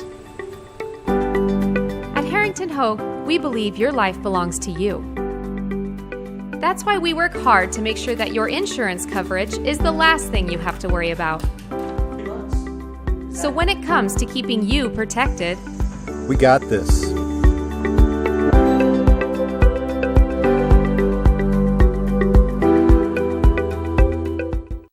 At Square Donuts, we take our donuts seriously, and apparently so do our customers. Square Donuts is by far the #1 donut shop in Richmond. At Square Donuts, we bake our donuts, cinnamon rolls, long johns, and many other varieties fresh daily. Donuts became our family tradition and business in 1967, and we've continued through 3 generations. Square Donuts in Richmond has 2 locations, including 1241 Northwest 5th Street and 3637 East Main in the Hoppy Jeweler Plaza. Square Donuts of Richmond. We never cut corners and never will. We head to the 5th. Number 11, Matt Sykes. Here is Matt Sykes. Sykes, the left fielder. As Gerbis.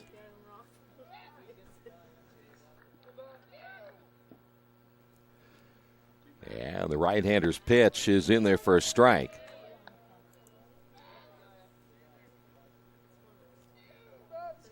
For the 5 runs charged to the starter today, that is Matt Radka. Gerbis giving up a run in the 4th inning as the pitch is low, 1 ball, 1 strike.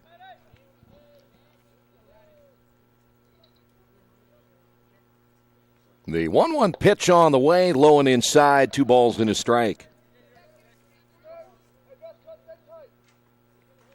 Sykes doubled and scored a run back in the 2nd inning, walked in the 3rd. That one hit well, but foul. 2 balls and 2 strikes.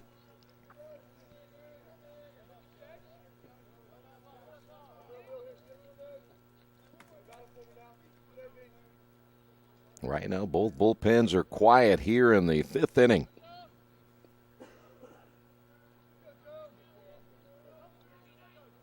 Gerbis gets the sign from Bach. Here's the pitch on the way. That's going to be hit well into left field. Going back on it is Bryan, and that one will clear the fence for a home run. Sykes with his 2nd extra base hit. And that makes it a 6-4 ball game. 9th hit now by Heidelberg.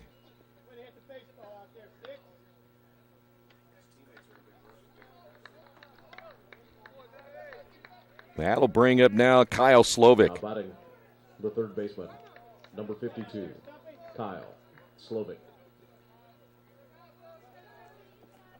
Slovic is now 1 for 2, singled in the 3rd inning. And that pitch is outside, 1 ball, no strikes. 6 runs, 9 hits now by Heidelberg.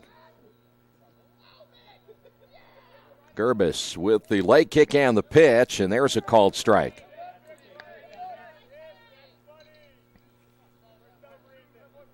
Slovic, part of that 3-run 2nd inning. The 1-1 pitch on the way, low and inside, 2 balls and a strike.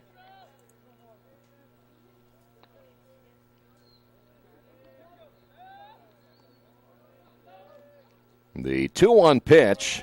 Low and outside, 3-1.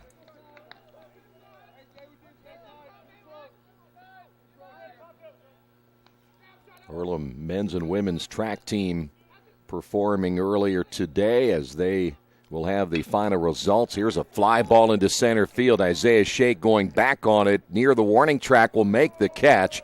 And Slovik gave that one a ride to the deepest part of the ballpark at 390 in center field. But there's one away, and that'll bring up now Mark Ochoa. Number 13, Mark Ochoa. So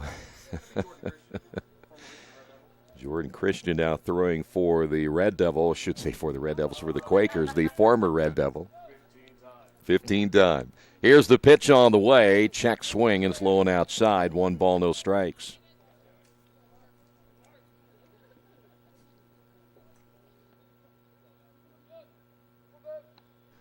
Here's the 1-0 pitch. 1 ball and 1 strike.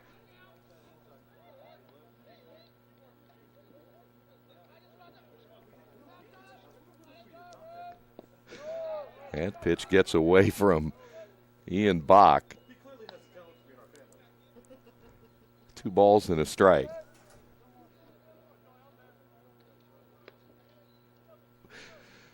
The 2-1 pitch on the way, low and inside, 3 balls and a strike.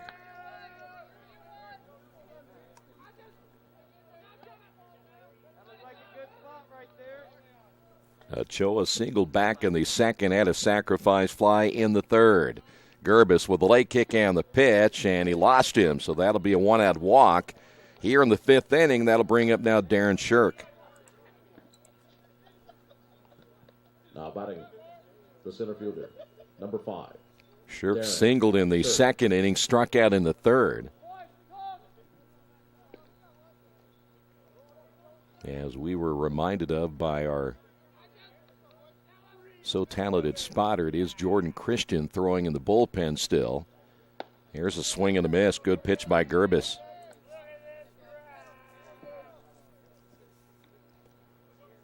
Even if the Quakers would have gotten a good outing here by Radka, I think the plan was to throw as many guys tonight as you can, as that pitch is low.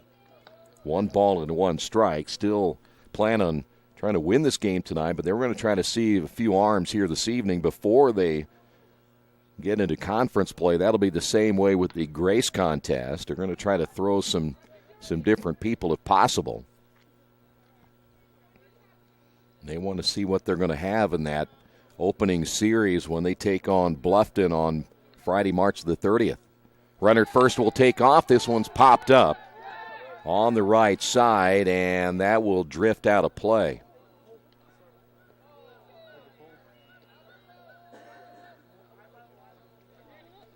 One ball and 2 strikes, and again, 1 away here in the 5th inning.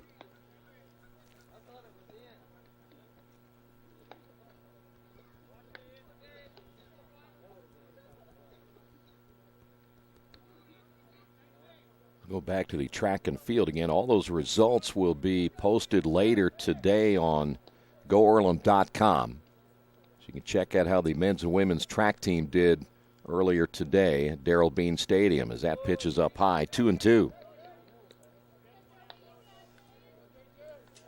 It was just a 3-team event, but a chance, I think, for the first time for them to get outside. It's been kind of a rough winter just trying to get outdoors a few days. Throw to first not in time.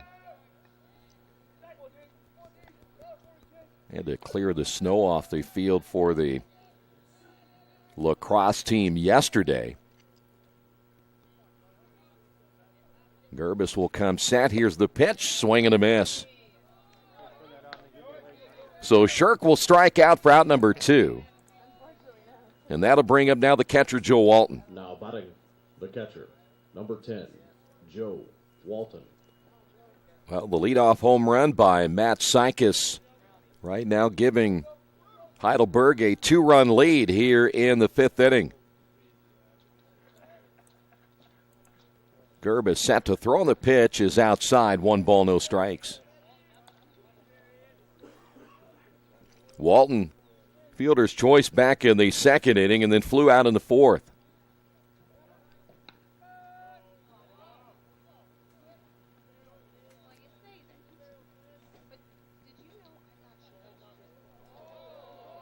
Ball gets loose out of the bullpen as that will stop play for a moment.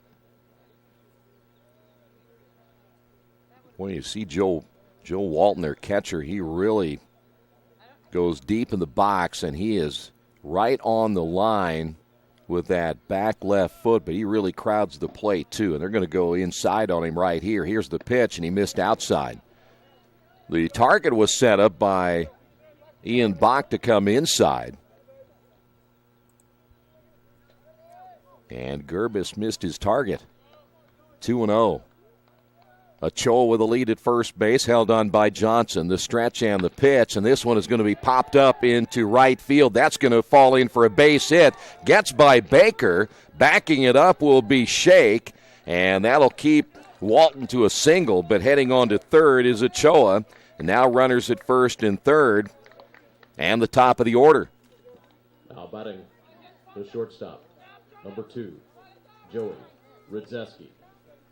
Rydzeski will now step to the plate. Rydzeski 1 for 3, singled and scored a run in the fourth inning. 10 hits now by Heidelberg. And now the left-handed hitter Rydzeski will step to the plate. Another left-handed quality hitter. The pitch on the way, and it's low for a ball.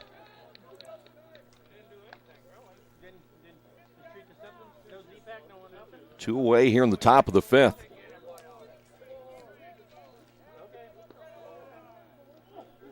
Gerbis gets the sign from Bach. Will set up on the outside corner and just a little bit off the plate. And we'll go to 2-0.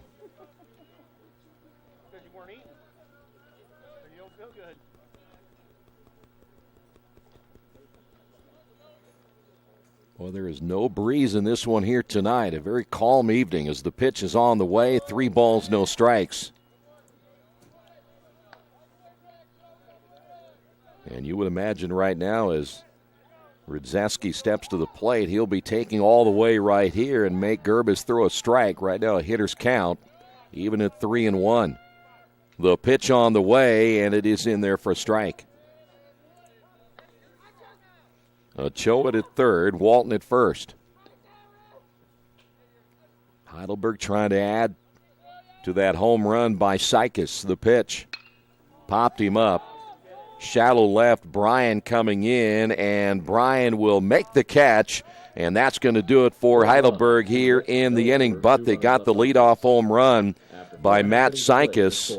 They leave 2 runners on. We will head to the bottom half of inning number 5. On the Wesley Bates Wealth Management scoreboard, Quakers trail this one by 2. Best One Tire and Service has been committed to our partners since 1948. With more than 250 locations in 26 states, Best One puts over 1 million tires on the road every year.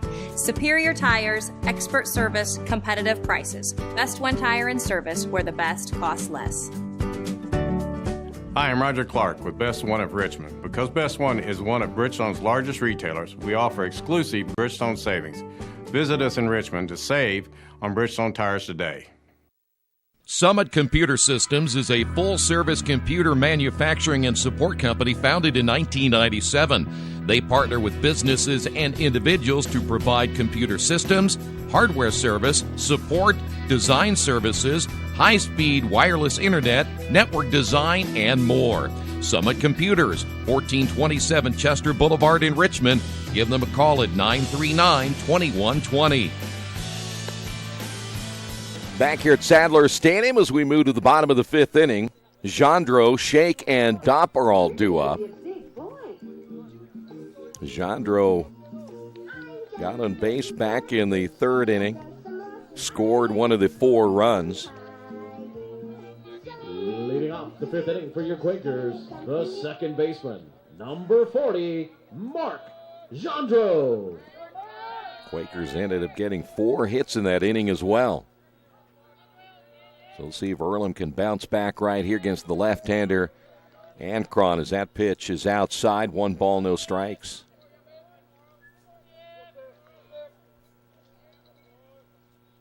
Left-hander's pitch way outside, 2-0.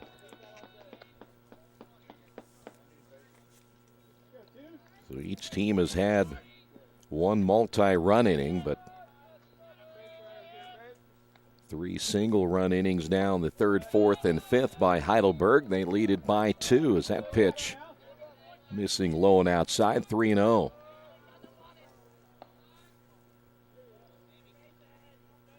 Left-hander's 3-0 pitch in there for a strike. After this one, we mentioned Grace on the 28th. And then Adrian on April 18th. That is the last non-conference game, as Gendreau thought that pitch was outside. He'll have to come back and do it again. 3 balls and 2 strikes. Everything else the rest of the way will be conference games. 3-2 the count. Here's the pitch. And missed it outside. That'll be ball 4. So Mark is on for the second time tonight. Here's Isaiah Shake. Now batting, the center fielder, number 33, Isaiah Shake. Isaiah singled in the 3rd inning, stole a base, scored a run. He is 1 for 2. And the pitch in there for a strike.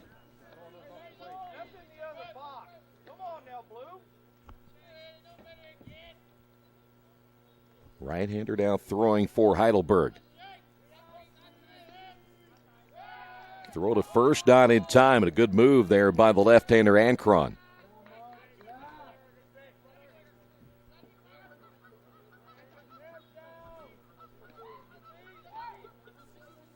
The stretch by Ankron. Runner at first will take off. The swing and a miss. Throw down to second is not in time. Stolen base by Mark Gendreau.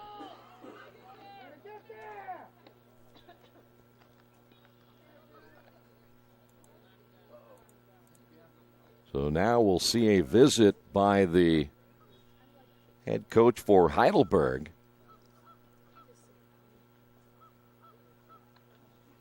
Well, they thought maybe the hitter were looking, of course, they're talking about Isaiah Shake. We had seen an instance earlier this year where a hitter was called for interference and the runner was out. It was a very, very late swing, though, that time. That was not even an instance where Isaiah Shake was swinging the bat, so I'm not sure what the discussion would be. The count is no balls and 2 strikes to Shake, and Gendreau again with a stolen base down at second base. So whatever the discussion was, apparently it satisfied their head coach, Chad Fitzgerald, in his 4th year for Heidelberg. So we'll see if Isaiah can get a base hit right here and get to that Heidelberg bullpen. And Cron gets the sign from Walton. The stretch and the pitch on the way, low and outside. And the count will go to 1 ball, 2 strikes.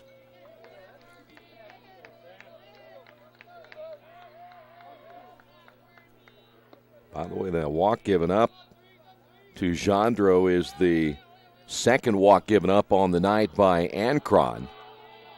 The pitch on the way, hit foul.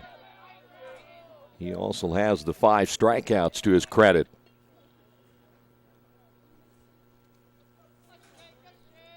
One ball, 2 strikes. Earlham trying to win tonight, their 15th game of the year. And they will not throw to second. Gendreau had a relatively short lead. Long coming over from second base.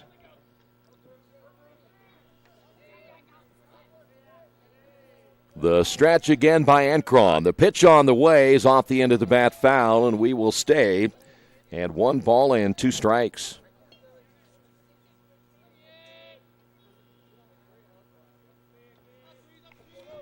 The right-hander still in the bullpen is Alex Sir Lewis. He's been up more than once for Heidelberg here tonight. Here's the stretch once again. And the 1-2 pitch on the way. Swing and a miss. Shake chasing that one out of the strike zone. There is 1 away, and here's Danny Dopp.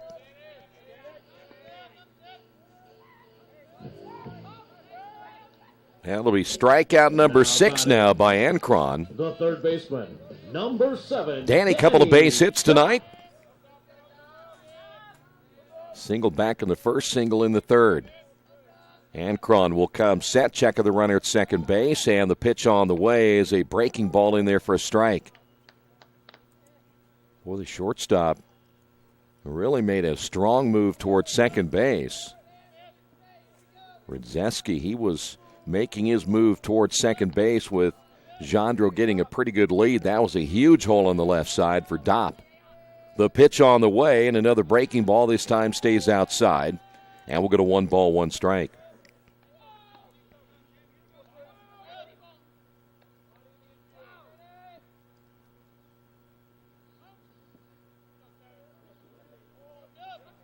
Ancron once again gets the sign from Walton. Doesn't even check second base. This will be hit foul. And we'll go to 1-2. Well, that time Ancron made a very quick move to the plate, almost a quick pitch that time. But he did not even look back at Jandro. I have a feeling he will do just that this time. He may take a quick glance back at second, and he will do so. Here's the pitch on the way. Jandro takes off. The pitch is outside. Throw down to third base, not in time, and now the catcher was claiming Walton thought that perhaps Danny Dopp got in his way, and I don't think Dopp stepped out of the batter's box. Now, if he steps out and gets out in the way of the catcher, that's different, but I think Danny stayed right in the batter's box that time, and so a stolen base by Jandro, his second of the inning. And now 2 balls and 2 strikes. Nothing says the hitter has to get out of the way. If he stays in the batter's box, you have to throw around him or try to throw through him. Infield is in. The pitch on the way is a curveball that stays high, 3-2.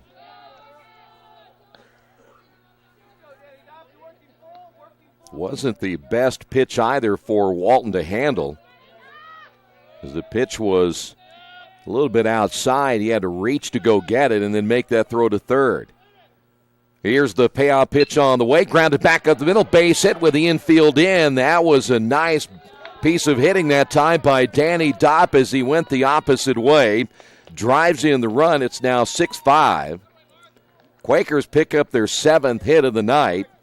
And Earlham back to within 1. Dopp now 3 for 3 on the night. Here's Robertson. Now batting, the designated hitter, number 31. Well, how many times you talk about the infield being in, your percentages go up. That probably would have been a ground ball out if the infield was back, as the pitch is outside, 1-0. But with the infield coming in, your percentages go up. You hit it on the ground, hit it hard, and get it through, and that's exactly what Danny Dopp did. Robertson, a single and a stolen base back in the first, reached on an error in the third. The pitch on the way, that's going to be hit toward the third baseman, Slovic. He bobbles it, gets the force, though, as Long covering the bag at second. So they'll get the force there. And Robertson will reach on the fielder's choice. And 2 away now for Kendall Baker. Now batting, the right fielder, number 1. Kendall Baker. Baker 0 for 2, including a strikeout in the third. Ancron trying to get out of the inning right here as the pitch is on the way, and it's up high. They'll ask if he went around. They say he did not. Ancron can, if he can get through this 5th inning, he'll be the pitcher of record, at least on the winning side. The stretch again by Ancron in the pitch. Caught the outside corner for a strike. And the count is even at 1-1.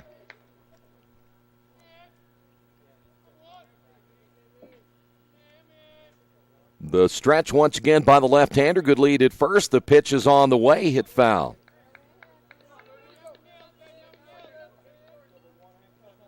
One ball and 2 strikes.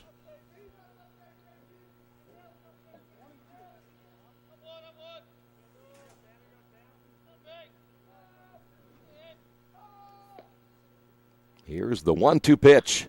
That one's going to be hit down the left field line. Coming over and running out of room will be Sykes, as that will go out of play.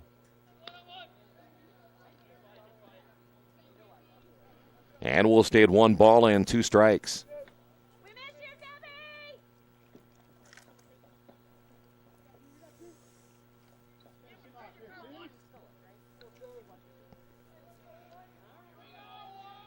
Kendall with that open stance on the left side. Back in is Ankron's pitch. And a swing and a miss on a pitch out of the strike zone, and that'll do it for the Quakers here in the bottom of the 5th inning. Earlham does pick up 1 run. We will head to inning number 6 on the Wesley Bates Wealth Management scoreboard. Heidelberg on top of Earlham, 6-5. This is Earlham Baseball and Radio Troy Digital Sports. Finding a used car dealership you can trust is not an easy thing to do, but for me, the choice was an easy one. I went to Tony's Car Sales in Richmond. I purchased my last 2 cars from Tony's and couldn't be happier with the service. They didn't pressure me, and they worked with me through the entire process. If you're in the market for a great used vehicle, get to Tony's Car Sales in Richmond, 250 National Road West, or give them a call at 962-5665 or go to their website, tonyscarsales.com. Some people are born lucky. Other people take luck into their own hands, avoid stepping on sidewalk cracks, and wouldn't dare walk under a ladder. But whether you were born with luck or make your own, when it comes to your insurance coverage, luck should have nothing to do with it. So talk to Indiana Farm Bureau Insurance today or visit them online at infarmbureau.com to purchase an auto policy. Indiana Farm Bureau Insurance. Stop knocking on wood. Questions about your coverage in Wayne County? Call 765-962-9548 and ask for me, Kevin Shearer. Since 1994, Beach Automotive has provided motorists in the Richmond area with comprehensive auto repair services that include car and truck care, alignment, brakes, tires, engine, transmission, and more.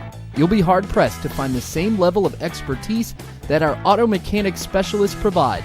For a high-performing vehicle, trust Beach Automotive. To learn more, call 765-966-8181. Beach Automotive, 110 East Main Street, Richmond. We will see Jordan Christian now for the Quakers. This will be his 6th appearance. 9 1/3 innings this year, giving up 6 hits, 7 runs, 6 earned with 5 strikeouts and 7 walks. Jordan this year 1-1 on the year with an ERA of 4.82. The third pitcher used now by the Quakers here tonight. Number 35, Jordan Christian. Gerbis will go 2 innings, giving up a couple of runs, including that home run to Matt Sykes. It'll be DeWitt, Evan Long, and Parker Frank. Jordan has probably not thrown as many innings as perhaps we would have thought at this point. You're looking at now for the Quakers, Justin DeWitt. This being game number 18. He has thrown again just the 9 innings. DeWitt 0 for 3 as final instructions here, as Ian will go out and talk with the sophomore out of Richmond.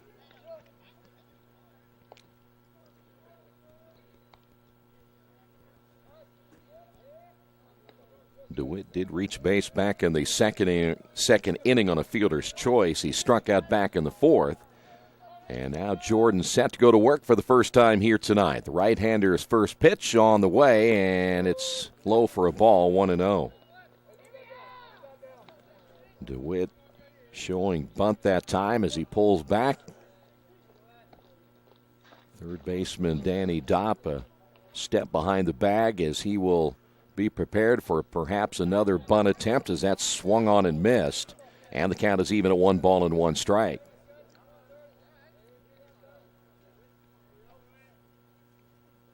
Ten base hits tonight by Heidelberg. The stretch by Christian.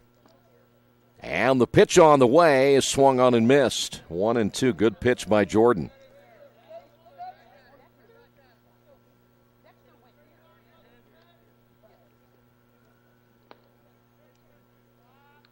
Quakers have come back to tie this game. They have not led so far here tonight. That'll be fouled off.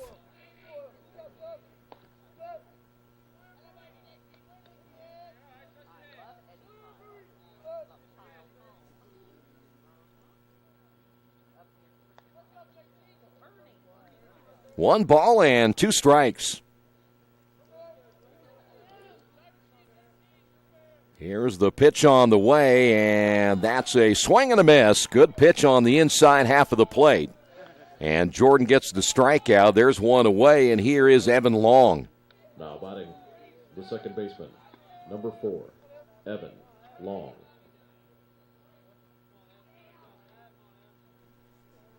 Ian will go out and talk with Jordan.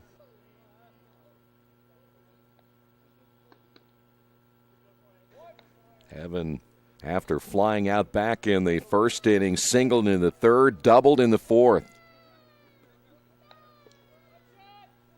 This will be his first look now at the right-hander Jordan Christian.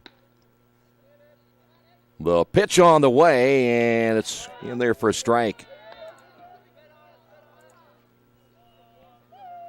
Boy, this one was the pace early when you talk about the first 3 innings.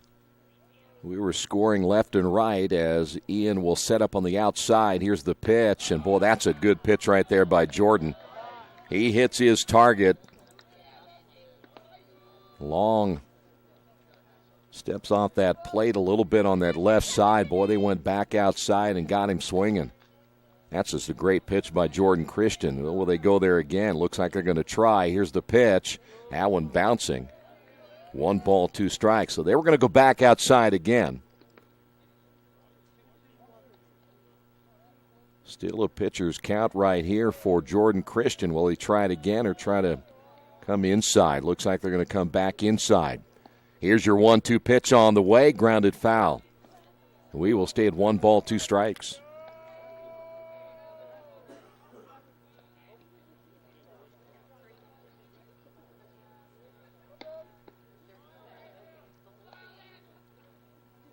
So Long back in as Jordan gets the sign from Ian Bach. He'll go back outside one more time. Here's your 1-2 pitch on the way. Got him swinging.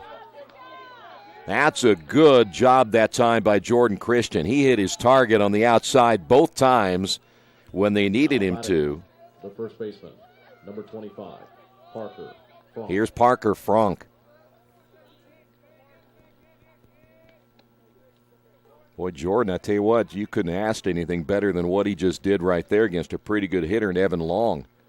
That pitch low and inside, 1-0.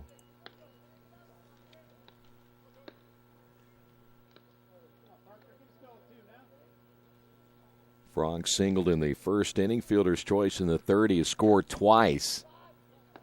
And Jordan set to throw. Here's the 1-0 pitch. Grounded toward the second baseman. Jandro flips on to Johnson, and Jordan Christian does his job here in the top of the 6th inning against the number 2, 3, and 4 hitters in the lineup. On the Wesley Bates Wealth Management scoreboard, Heidelberg on top of this one, 6-5. Big Boys Pizza is now open in Richmond, located at 1015 East Main Street, next door to the Civic Theater. The menu has great sandwiches, pasta, salads, and of course, pizza. Come dine in, carry out, or have your food delivered day or night, at home or at the office. Other locations are in Connorsville and Brookville. Bring in a sports ticket after any game and receive 10% off your purchase. Ticket must be dated for the same day as your purchase. Dine in, take out, or delivery. Big Boys Pizza. 765-488-0023. Kate's Cages is the #1 indoor training facility for baseball and softball in Richmond by far. With top flight instructors, you will learn how to play the game the right way. Everything from pitching, hitting, catching, and fielding. Kate's Cages will also have the opportunity to participate in triple play fall ball, the softball academy, individual and team camps, and individual private workouts. Kate's Cages Baseball and Softball Indoor Training Facility, 1366 Rose City Boulevard. Call 993-2353 for more information. At First Bank Richmond, we provide you with an excellent banking experience. Whether it's personal checking, savings, mortgage loans, consumer loans, retail lending, or trust and investments, you can count on First Bank Richmond. First Bank Richmond has been serving the Richmond area since 1887. For more information, give them a call at 962-2581 or go to their website at firstbankrichmond.com. Earlham Baseball being brought to you by your Richmond area Subways. Each day of the week, you can get a different 6-inch sub with no artificial flavors or colors, only $3.50. Every Wednesday, the turkey breast, Thursday, the Italian BMT, and Friday, the tuna. Treat yourself at Subway, 4 locations in Richmond and Hagerstown. Subway, eat fresh.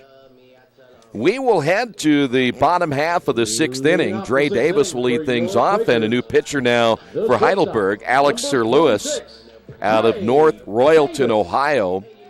He is a junior, and the right-hander trying to get a hold here in inning number 6, in the first pitch in there for a strike, and Dre falls behind at 0-1. Dre is 0 for 2 tonight. That pitch catching the outside corner, and quickly 0-2.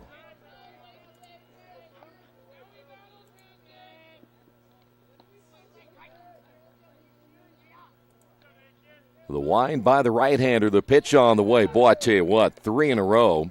Davis never even got the bat off his shoulder. And another Quaker going down looking. So quickly 1 away here in the 6th inning. That'll bring up Ian Buck. The catcher, number 5, Ian Buck. Give you some numbers on Sir Lewis here in just a moment. There's a swing and a miss. Boy, you go from the left-hander to the right-hander. Sir Lewis this year making just his 3rd appearance, 4 innings, 5 hits, 2 runs, an earned run. 4 strikeouts and 1 walk, so he has not thrown a whole lot so far this year. And the count is even at 1 ball and 1 strike. Ian flew out back in the 2nd inning, struck out in the 4th. High fly ball. Left center field going out the shortstop, and that's going to fall in for a base hit. Sykes was coming in. The shortstop, Ridzeski, going out, and that one falls in between them for a base hit for Ian Bach. That's probably a play that Sykes needs to call the shortstop off. Now batting. That's going to bring up Michael Johnson. Quakers will take it, though. That'll be hit number 8. Johnson 1 for 2 tonight. Caught looking back in the 4th inning. This will be his first look at Sir Lewis, and he fouls that one off, and look out in the Earlham dugout. And had a few of them ducking and scattering. No balls and a strike now to Johnson, getting the start tonight at first base.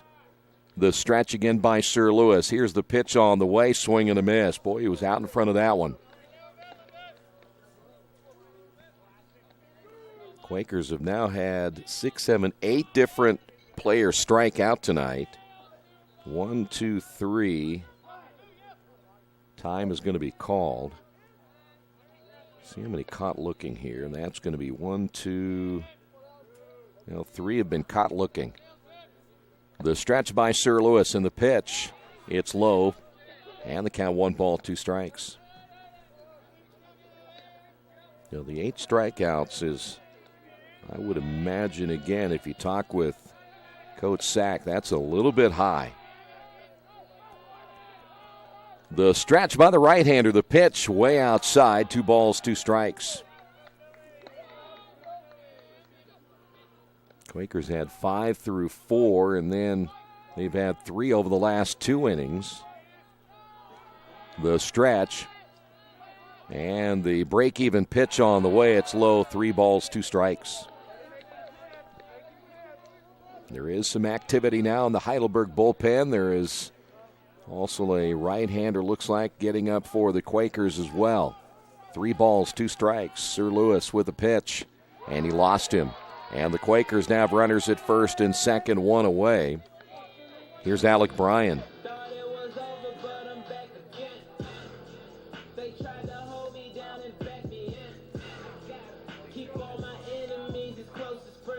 So we will have a pinch runner. Now batting for your Quakers. As as coming in will be Brian Pinsura. So Pinsura will pinch run, and then pinch hitting. Josh Wilson will be hitting here for Alec Bryan. Down at first base, number 22, Brian Pinsura.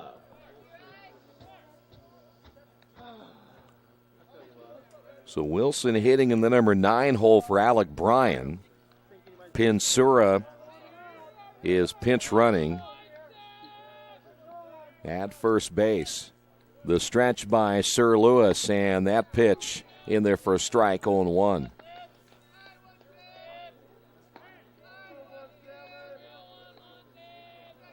So Alec will be done for the night. There'll be changes for the Quakers in the 7th inning.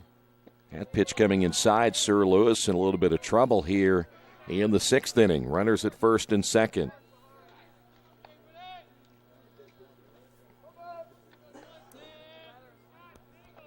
Bach is at second. Pinsura at first base. 1 ball, 1 strike. Sir Lewis checks the runners. The pitch way outside, 2-1. Now the grip a little bit different tonight. It is again a very cold night.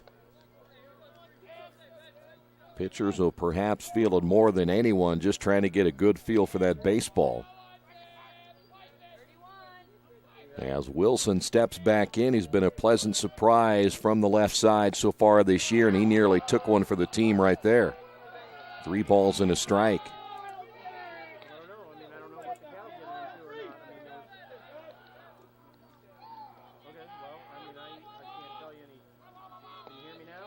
Wilson hitting at .231 on the year, swing and a miss.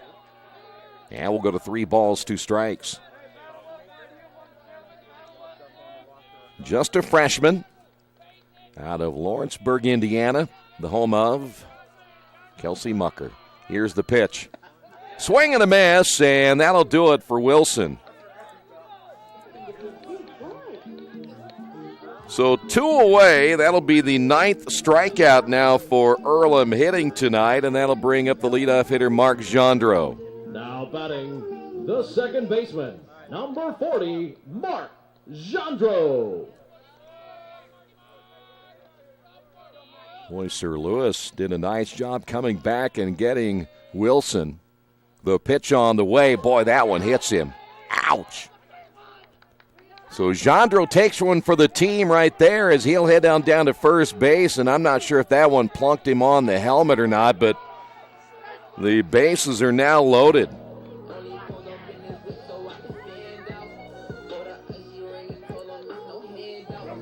And right now, Sir Lewis, they're going to give him a chance to talk to get that bullpen ready. The center fielder, number 33, Isaiah Shake. Looks like that's number 27 in the bullpen now. That is Eric Hooper. Isaiah Shake tonight has struck out twice, singled and scored back in the 3rd inning. But now with 2 away, bases loaded, the pitch by Sir Lewis, and he's not even close. 1 ball and no strikes.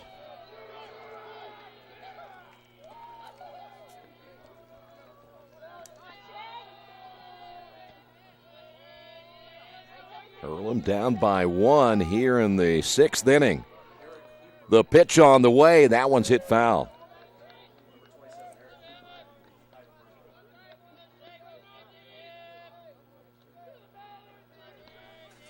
Pretty good cut that time by Isaiah Shake.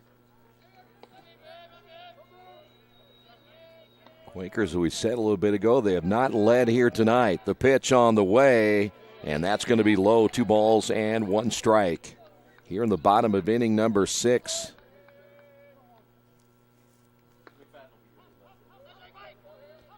McFadden will be our new left fielder. Boy, we're always ahead of the game. The 2-1 pitch. And that's a called strike. Well, kind of late on that call, but we'll go to 2-2. Big at bat right here for Isaiah.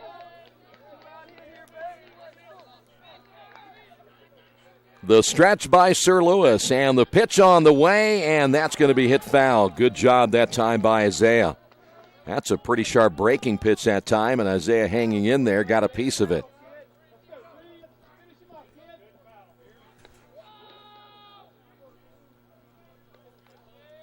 Two balls, two strikes. Two away here in the bottom of the sixth inning. Bases loaded. The stretch again by Sir Lewis, and the pitch on the way, and that caught a piece of the bat and also a piece of the hand for Isaiah Shake.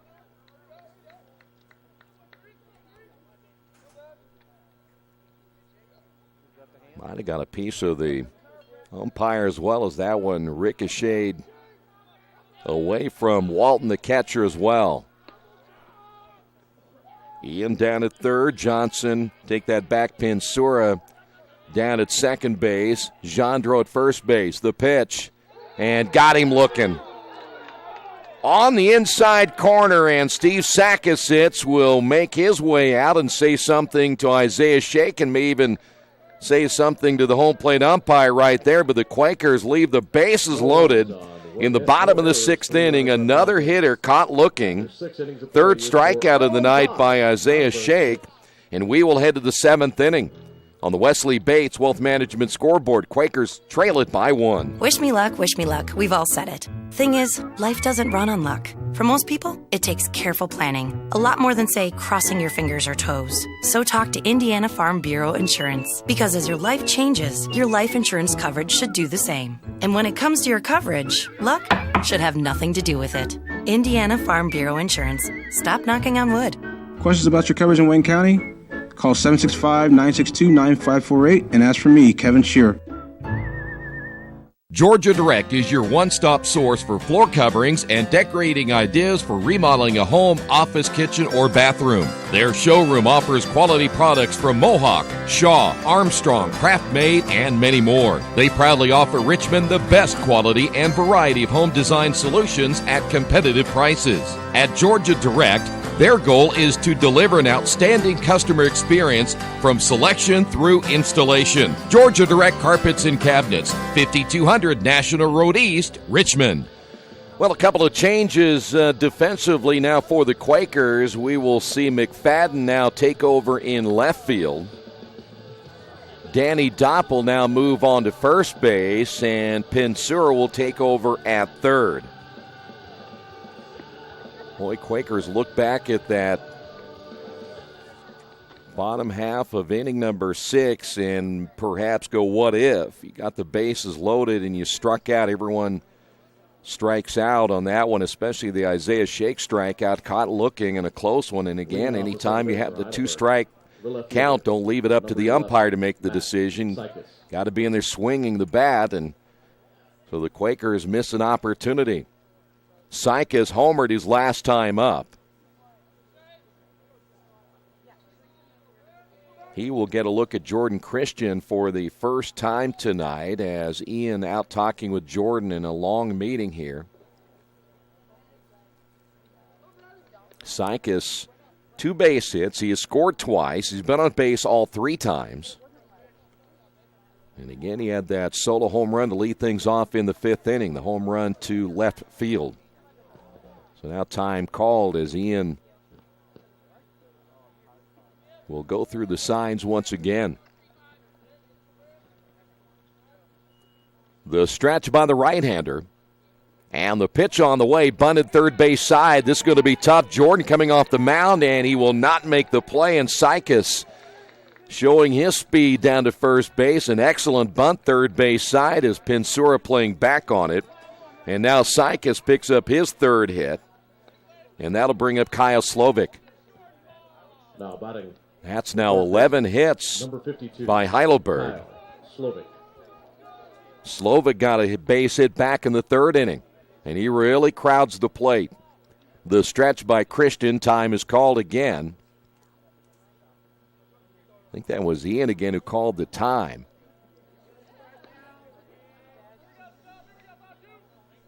The stretch by Christian and the pitch. They'll show a bunt. The snap throw to first, not in time. Hey, Blue, the batter didn't get out of the way. 1 ball and no strikes.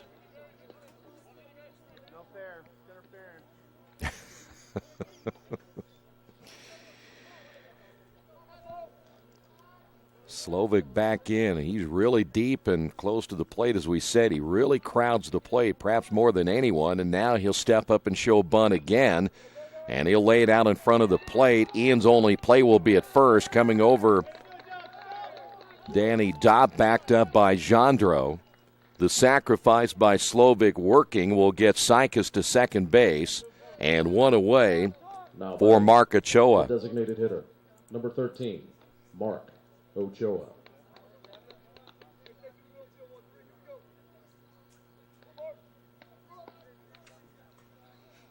Ochoa got a base hit back in the second inning, sacrificed in the third, and then walked, left stranded at third in the fifth inning.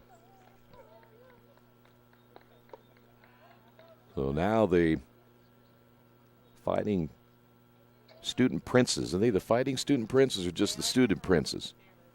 Swing and a miss. Well, Heidelberg now has a runner at second base.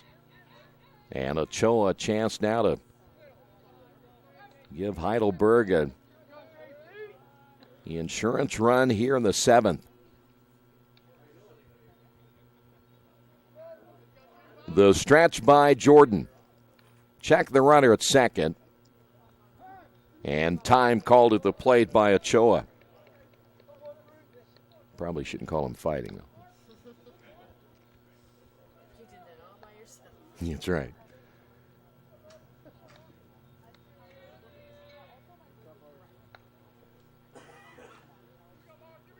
Jordan again comes set. The pitch on the way. That's going to be hit foul.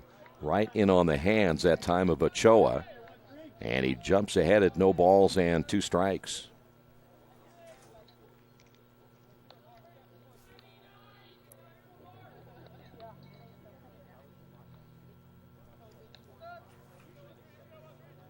Jordan, 2 strikeouts so far in 1 and a third innings. The stretch by the right-hander. The pitch is outside. Not a bad pitch from a standpoint, giving nothing for Ochoa to hit. There is a right-hander now throwing in the bullpen for Heidelberg. Sir Lewis may be done after a short stint. That's Hooper still in there. The 1-2 pitch. Tap to the right side. Jandro throws on to first as Sykes will advance to third base. So 2 away, and here is Darren Shirk. Number 5, Darren Shirk. Shirk 1 for 3. He has struck out twice. And this, too, will be his first look at Jordan Christian.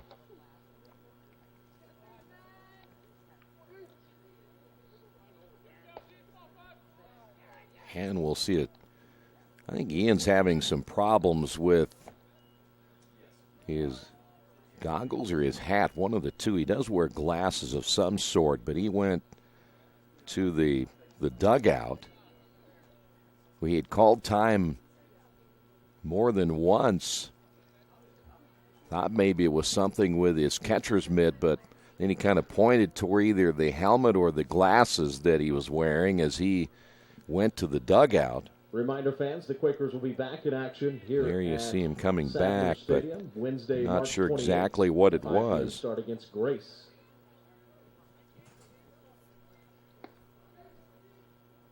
So Shirk will step in now with a runner down at third.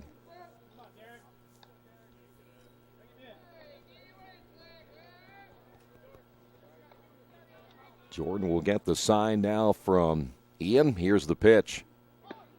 Well, he shows bunt and he offered. Kind of odd.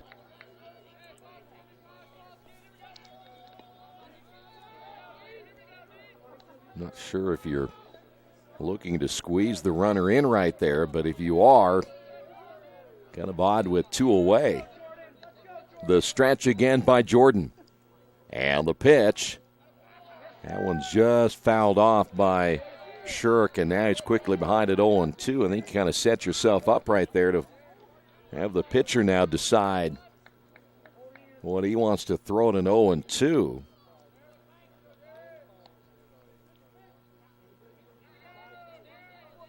So Shirk back in as Jordan trying to get his second straight inning here without a run given up, just one base hit.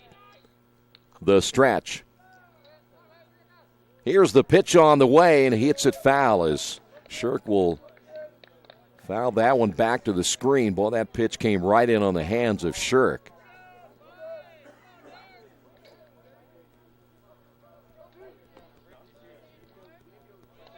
Both bullpens active right here with a one-run lead here as we play in the seventh inning. Little pitch. That's outside as Jordan kind of held onto the baseball a little too long that time.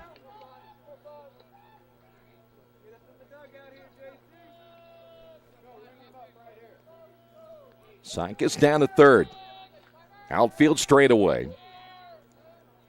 As Jordan again will get the sign as Bach will set up. Here's the pitch on the way, and he missed low and outside, 2-2.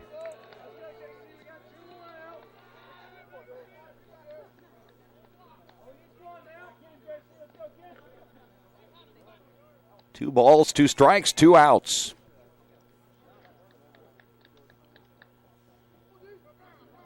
Top half of inning number 7. Heidelberg holding on to a one-run lead. Here's the break-even pitch on the way. Got him.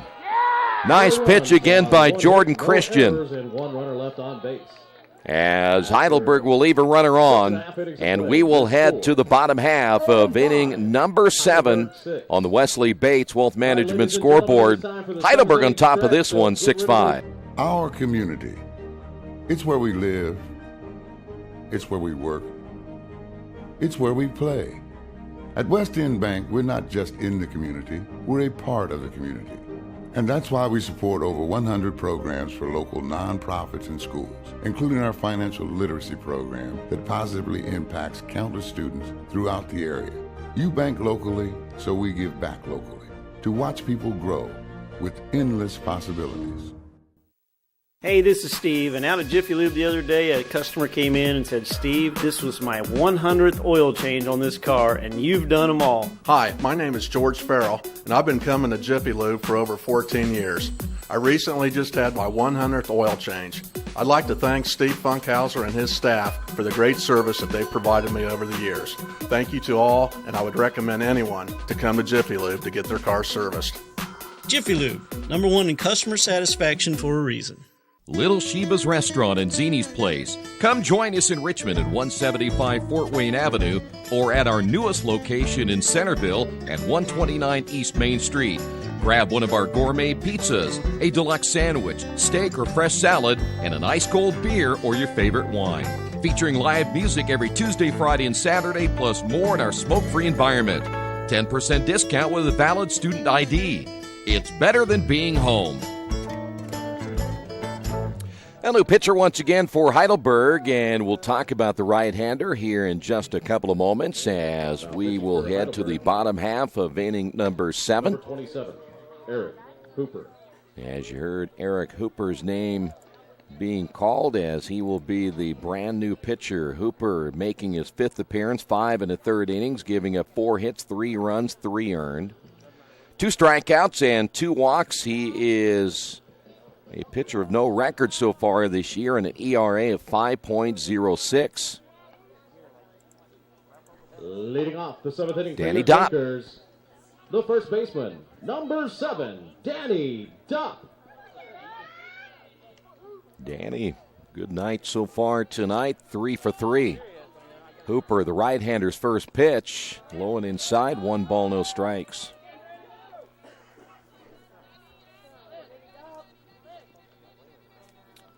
Back here real quick if we can. I want to see how many runners left in scoring position for the Quakers here tonight. 2-0. You had 1 in the first, though you did have Dopp thrown out at the plate. So there's 1, 2, 3, 4. You've had 4 left in scoring position. Swing and a miss. And then, of course, bases left loaded in the 6th inning. Middle of the order right here, Dopp, Robertson, and Baker. 2 balls and 1 strike. Hooper gets the sign from Walton. Here's the pitch on the way. And that misses low and inside. 3 balls and a strike. Hooper is a freshman out of Westchester, Ohio. Here's your 3-1 pitch on the way, grounded toward the shortstop. Throw to first is in time as Rydzeski makes the strong throw, and there's one away. Here's Robertson.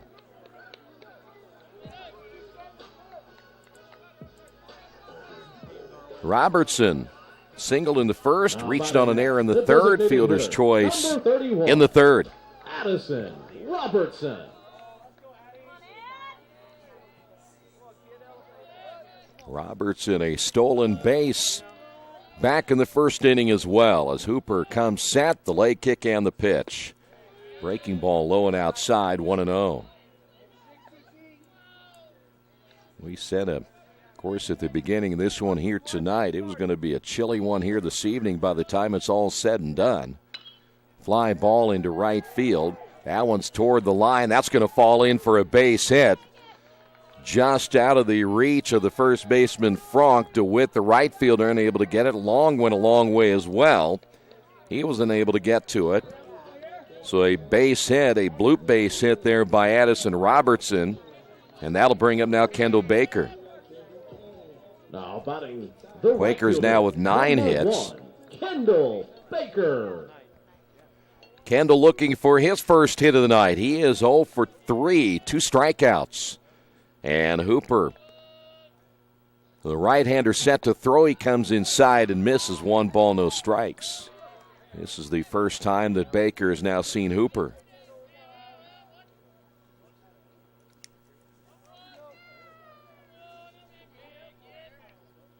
The stretch by Hooper, the pitch on the way, and it's low 2-0.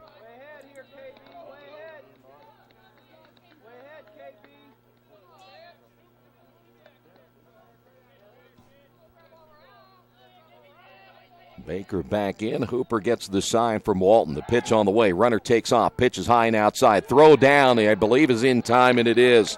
They'll get Robertson trying to steal.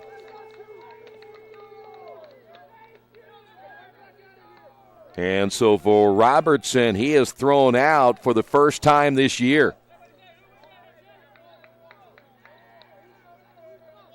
So 2 away.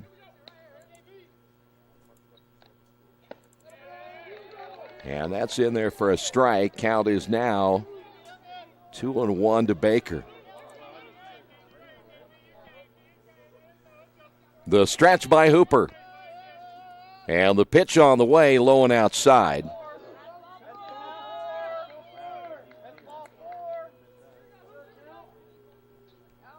Three balls and 1 strike now to Baker. Fans downstairs wanted ball 4.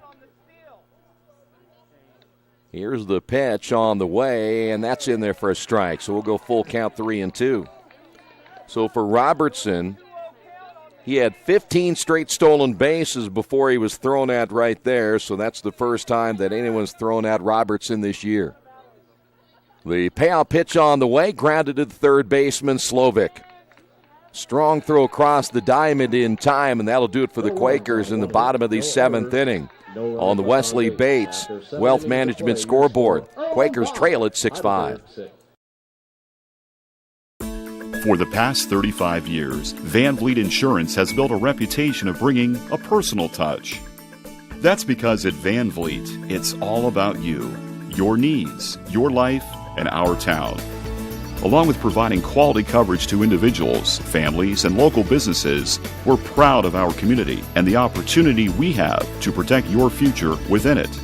Van Vliet Insurance, an Erie Insurance representative. Hometown professionals at work for you. Hello, my name is Kyle Schwarzkopf. I'm the manager of Kyle's National Road Auto, in business in Richmond since 1979. We employ ASE certified technicians, and we have over 80 years of experience. We work on all domestics and most European and Japanese cars. Give us a call at 966-1555. Kyle's National Road Auto Service. My name is Kyle Schwarzkopf, and I approve this message. Quakers will go back to their bullpen. We will see the senior, the veteran pitcher, Matt Mathias. We'll give you his numbers here in just a couple of moments. Tonight's game brought to you in part by Chef KC, located at 1301 South L Street in Richmond. Catering for all events or occasions, personal chef and traveling barbecue service, carry-out, and delivery is available. Chef KC, again, 1301 South L Street in Richmond. We mentioned Matt Mathias taking over. Jordan Christian did a nice job. He goes 2 innings, giving up just 1 hit, struck out 3, and held Heidelberg in check in those 2 innings. Matt Mathias for the Quakers this year. This will be his 9th appearance. 18 2/3 innings, giving up 14 hits, 5 runs, 4 earned. 16 strikeouts, 5 walks, so far 2-0 this year with an ERA of 1.93. Number 10, Joe Walton. Walton was set to hit, and now we'll see the catcher Ian Bach out and say something to Mathias. That direction came from the dugout. That was pretty quick, too, as Walton set to step in.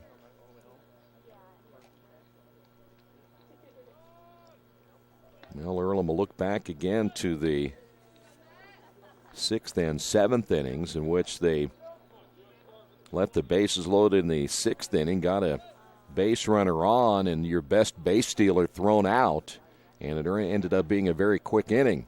Mathias' pitch on the way, swung on and missed. And it's no balls and a strike now to Joe Walton. Walton singled back in the 5th inning. 11 base hits now by Heidelberg. Walton, another left-hander, really likes to get up on that plate. There's a swing and a miss, and Matt going to the outside, and again we'll see Ian go out and talk with Mathias.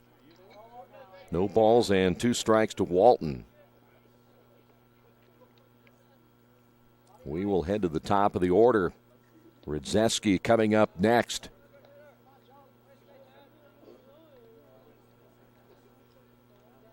So Walton back in. Mathias looking in now, gets the sign from Ian Bach. Here's the pitch, way outside. 1 ball, 2 strikes.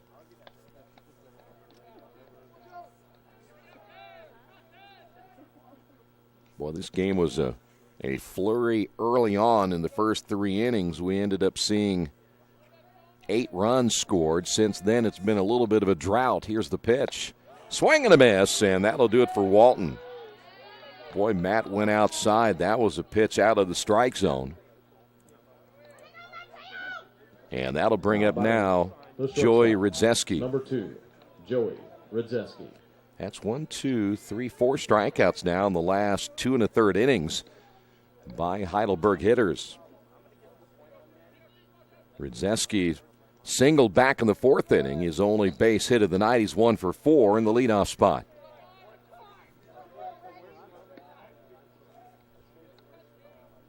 The pitch on the way, and the breaking ball caught the outside corner for a strike. It's 0-1.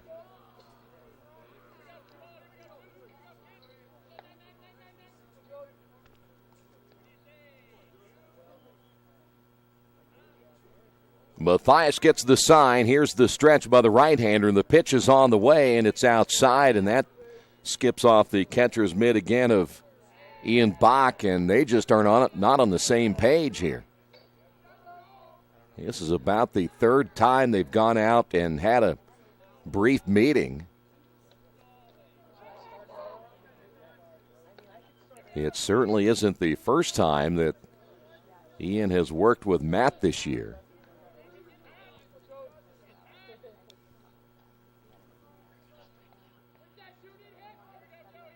Here's the stretch and the 1-1 pitch, bunted right back to Mathias. He really does field his position well as he throws on to first, and there's 2 away. Now batting.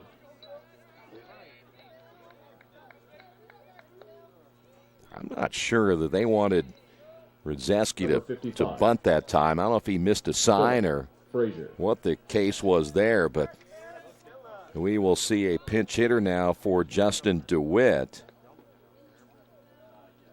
As we will see Philip Frazier out of Columbia, Maryland. He is a senior, pinch hitting now for DeWitt.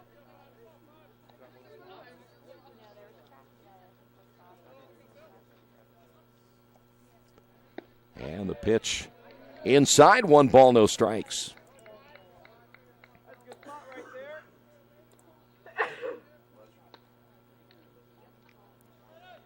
Frazier hitting at .250 on the year.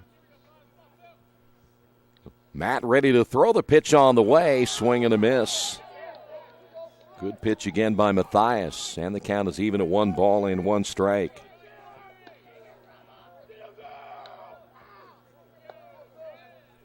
So we will see someone new in right field. I would imagine it probably won't be Frazier.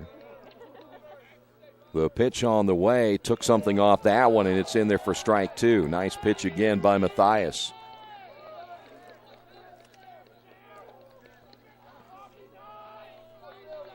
One ball, 2 strikes.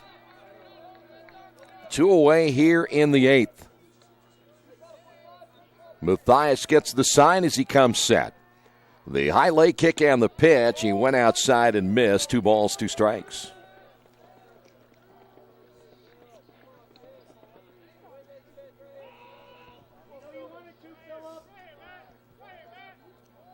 Frazier back in.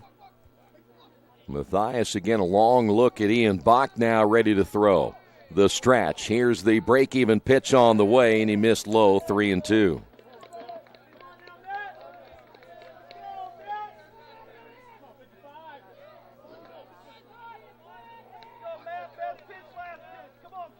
Three balls, 2 strikes, 2 away.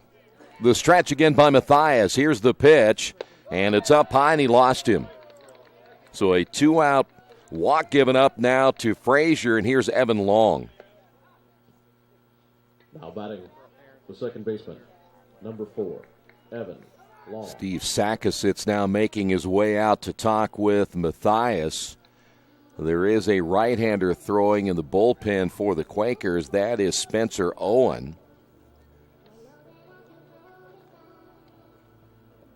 Now Matthias and Sack have been together for 4 years. They know exactly what page they're supposed to be on, as this meeting will be broken up here quickly. And now, after a brief discussion, they're going to pitch to Evan Long. Long 2 for 4 tonight. Did strike at his last time up. That was again an at-bat for Jordan Christian. He pitched extremely well to get Evan Long to strike out, a guy who's hitting over 400 coming into this one.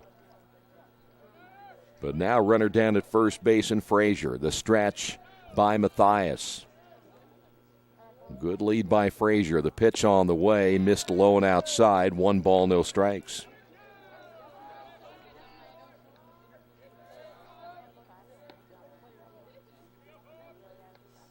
Matthias trying to get a hold right here and see if that offense can pick things up in the bottom of the 8th inning. Hit foul. Good cut there by Evan Long.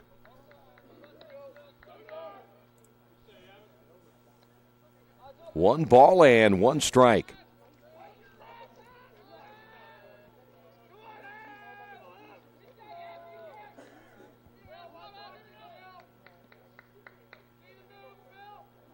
Matthias will come set. Here's the pitch and a breaking ball that stays low.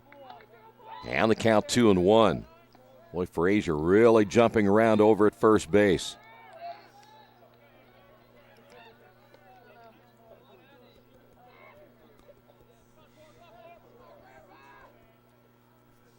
See if Matt can get out of this inning right here.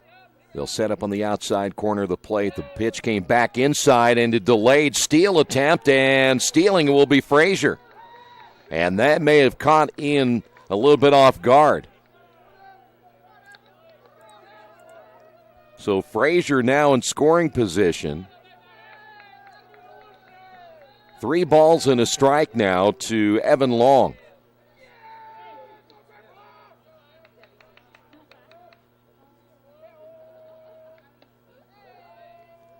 The stretch again by Matthias. Here's the pitch, and it's hit foul. Good cut by Long.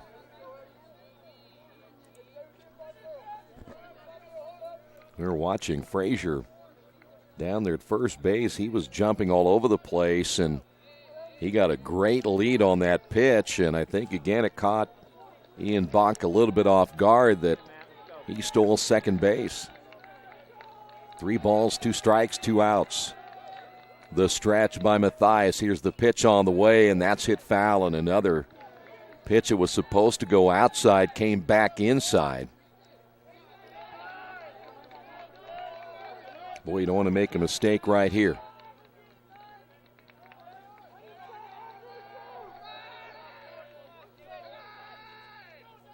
Matthias able to get the first 2 hitters, gave up the walk then to Frazier, the stolen base, and now Long with a runner in scoring position. The stretch again by Matthias. Here's the pitch on the way, hit foul, and again able to stay alive as Long battles here in the 8th inning.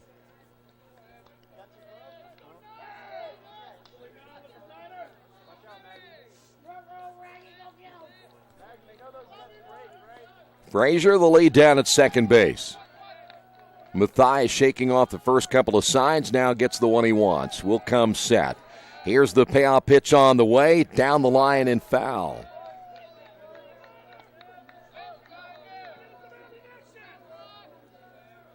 Well, for Long, he has seen maybe every pitch that Matt Matthias can throw. So really shouldn't be any surprises right here. It just depends on how he'll guess. What will he get right here? Here's your payoff pitch again, and that's low. So ball 4. Runners now at first and second.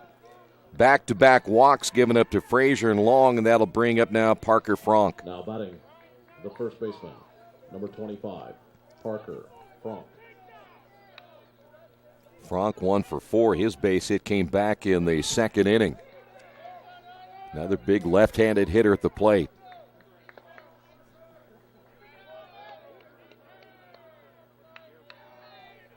The stretch by Matthias. And the pitch on the way, low and inside, 1 ball, no strikes.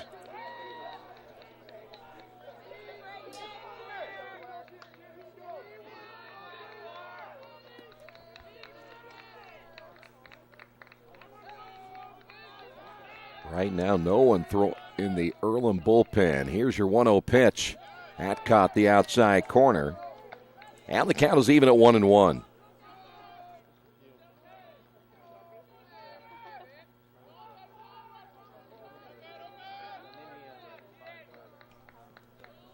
Matthias again set to throw. Here's your 1-1 pitch and a breaking ball in there for a strike. And it's now 1-2.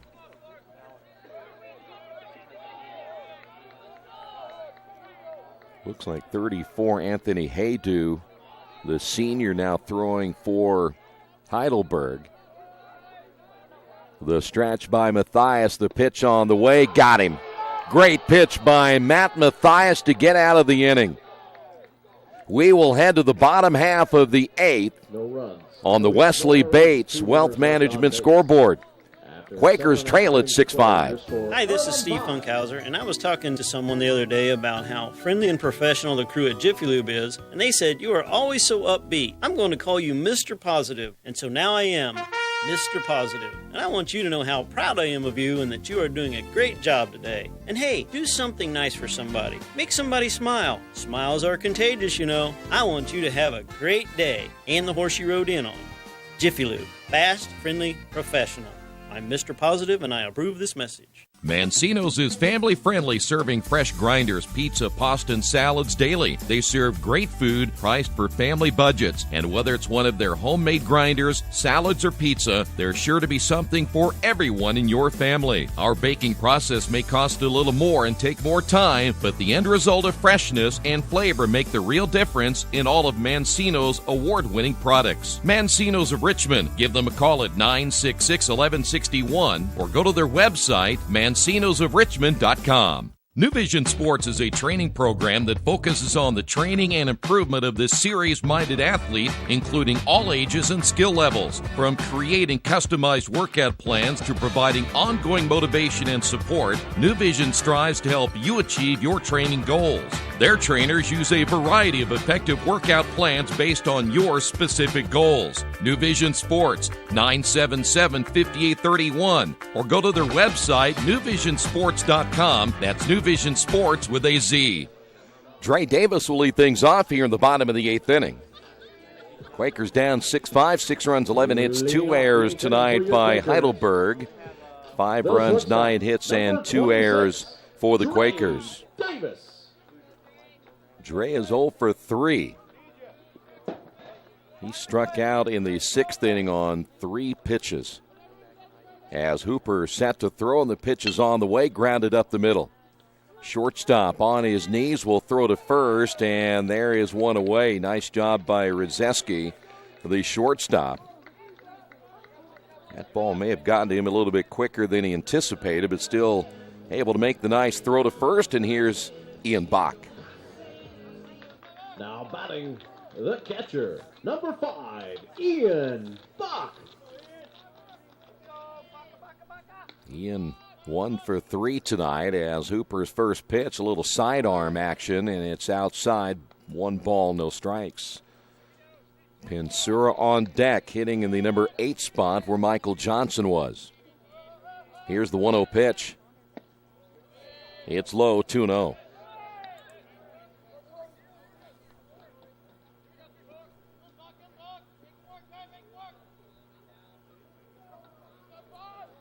The 2-0 pitch on the way, hit foul.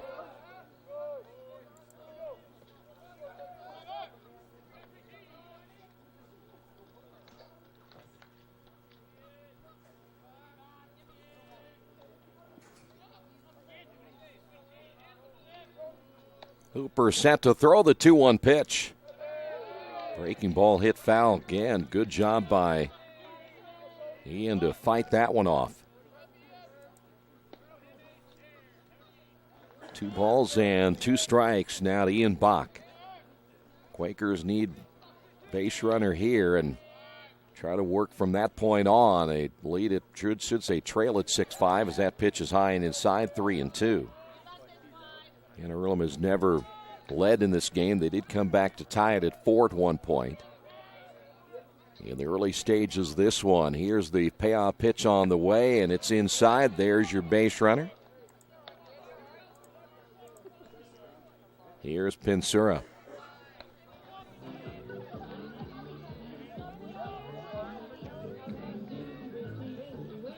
So for Ian, he's been on base twice. And again, here is Pensura. Now batting the third baseman, number 22, Brian Pensura. Brian hitting at .220 on the year. No home runs. He has driven in 3. The stretch by Hooper. The pitch on the way, and boy, that one almost got him.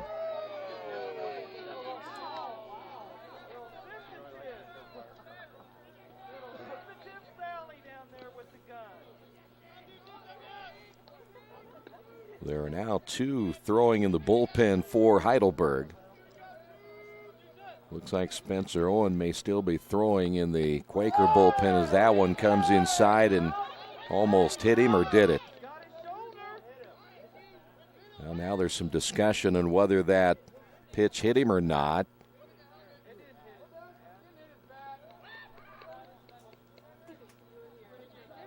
It is 1 ball, 1 strike as that ball ended up hitting the bat. Just got a piece of it. So 1 ball and 1 strike.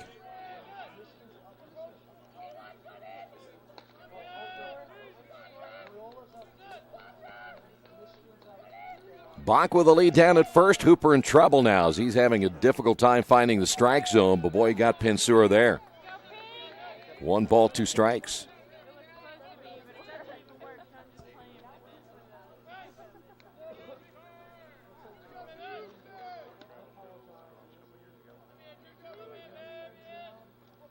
By the way, Haydu in for Hooper here in the 8th inning. That switch just happened. There's a strikeout. So 2 away. Pensura strikes out here in the 8th inning. And that'll bring up for the Quakers, Andrew McFadden. Now batting the left fielder, number 16, Andrew McFadden. So Haydu again coming in here in the 8th inning. McFadden at the plate for the first time tonight with 2 away and a runner at first base, 1 ball, no strikes.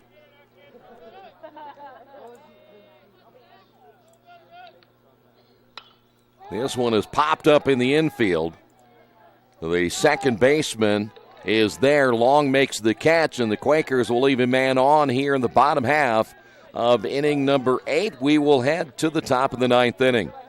On the Wesley Bates Wealth Management scoreboard, Quakers trail at 6-5. As an internet service provider, Parallax Systems offers reliable residential high-speed internet service and business service. With a fiber backbone reaching over 150 miles, we have created a multifaceted delivery system. Our dark fiber leasing has proved beneficial to public and private sectors alike. Parallax serves Wayne County and surrounding areas. Parallax Systems, when speed matters, a division of Richmond Power and Light.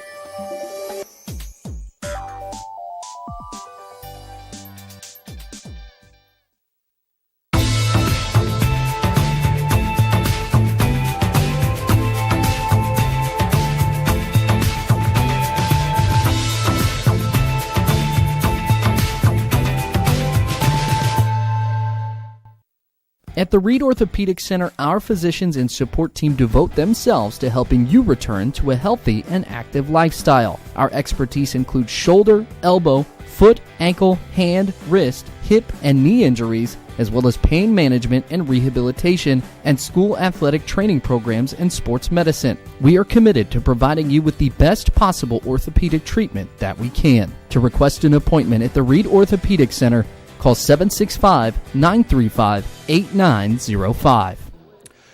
We will head to the 9th inning. Spencer Owen will take over for the Quakers. Spencer leads the team in saves with 4 coming into tonight's contest. So far, this will be his 8th appearance on the year, 5 2/3 innings, giving up 3 hits, 1 run. It was earned, 12 strikeouts and 5 walks. 1-0 on the year, again with those 4 saves and an ERA of 1.59.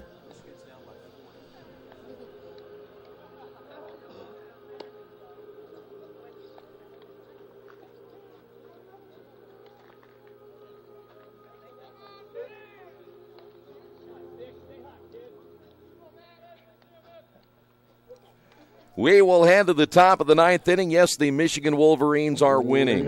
The 9th inning for Heidelberg. The left fielder. Here is Matt Sikes. Sikes. I should probably get my sweatshirt ready to go. See, look at that, huh? I feel a championship coming. Sikes hit a home run back in the 5th inning as Spencer Owen stepping in here in the top of the 9th inning. And Spencer's first pitch on the way is low for a ball.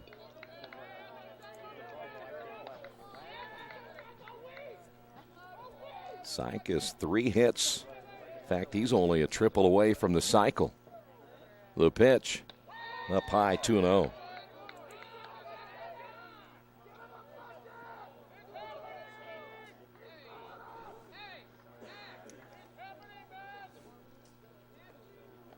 Here's the 2-0 pitch. Hit foul. Good thing about the Wolverines winning tonight, Ohio State's not in it. Michigan State's not in it anymore. That's too bad. Texas, did they even get in? Here's the 2-1. 3 balls and a strike.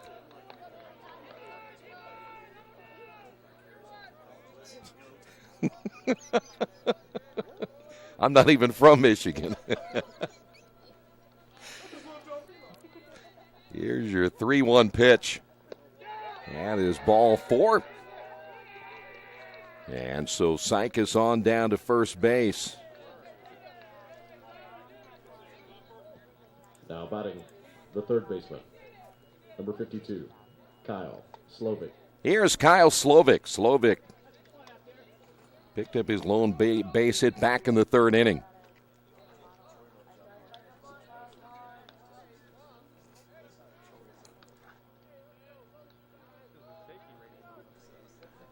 The stretch again by Owen.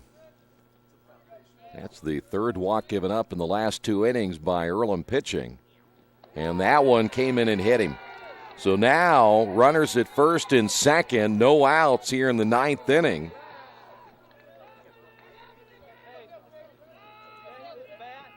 Now batting the designated hitter. Here is Mark Ochoa. Mark Ochoa. So not a good start here for Spencer Owen in the 9th inning. Another right-hander throwing for Earlham.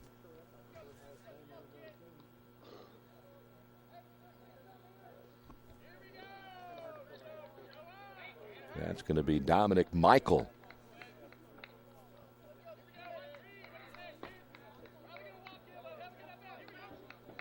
Ochoa has a base hit to his credit back in the 2nd inning when Heidelberg scored 3 runs. Owen's pitch on the way, popped up high in the air, and that'll sail out of play to our right. No balls and a strike. Ochoa sacrificed in the 3rd inning, walked, left stranded at 3rd in the 5th inning, and then grounded out in the 7th.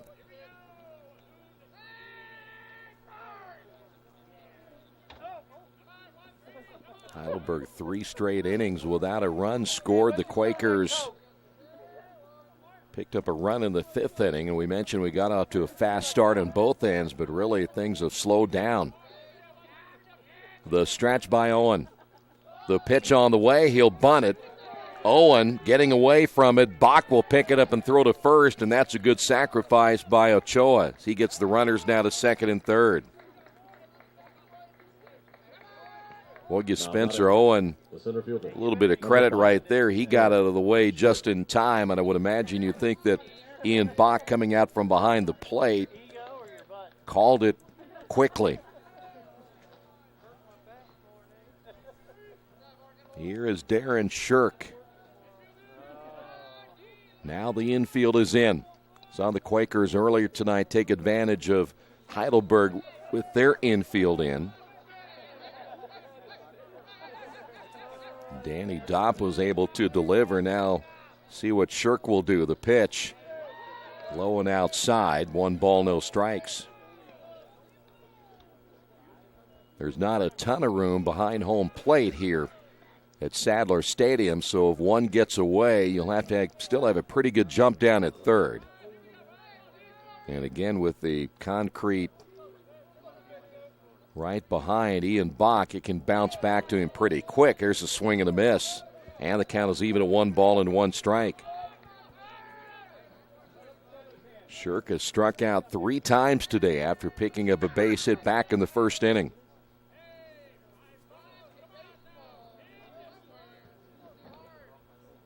Spencer is the 4th pitcher used tonight by the Quakers. This one is in there for strike 1 and 2. Good job that time by Owen.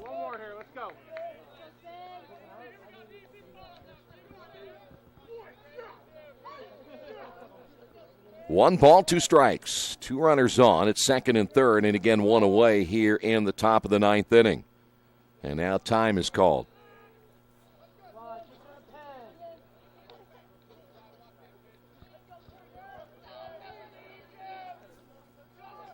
Sykes down at 3rd, Slovic at 2nd. The pitch by Owen. Swing and a miss, and a huge strikeout for Spencer Owen. So 2 away. And we'll head now to the catcher, Joe Walton. The catcher, number 10, Joe Walton. Boy, tough night for Shirk. He has struck out 4 times. Walton struck out his last time up in the 8th inning. The stretch by Owen. This is the first look for Walton at Owen, and he swings and misses. That was a home run cut that time by Joe Walton. His hit came back in the 5th inning, part of the 11-hit attack so far tonight by Heidelberg. The stretch and the pitch on the way. Caught the outside corner for strike 2.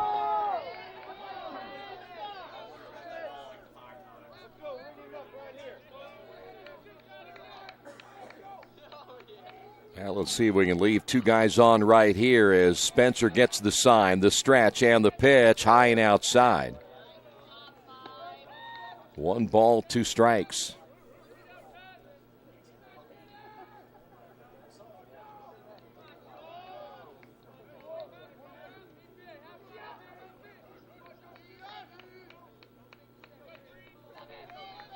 One ball, 2 strikes.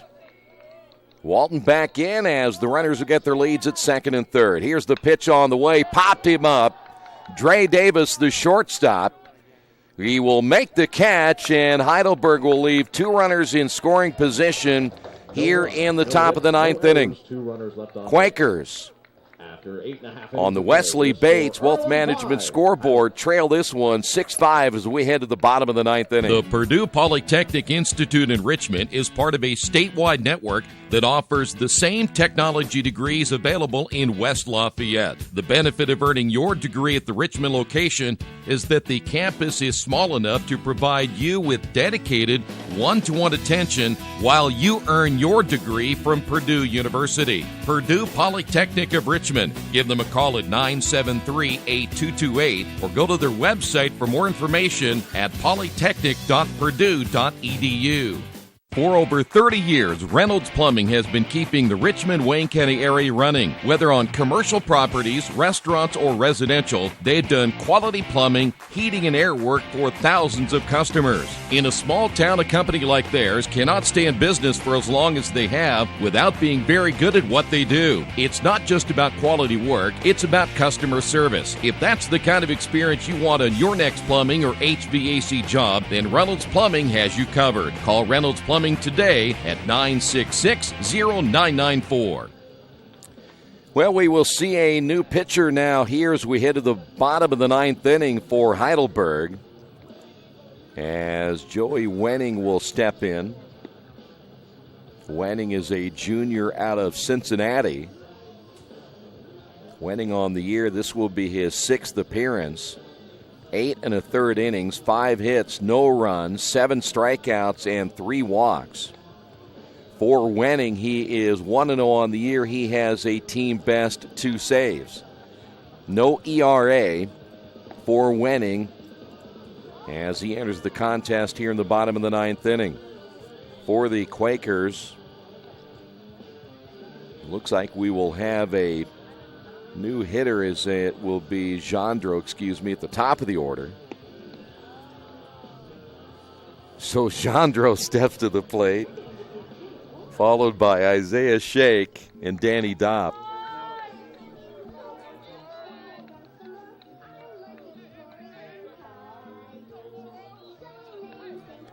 So leadoff hitter Mark Gendro. For your Quakers, the second baseman, number 40, Mark Gendro. So Mark steps to the plate, a base hit back in the 3rd inning, and the first pitch by Wenning is low and inside. 1 ball, no strikes.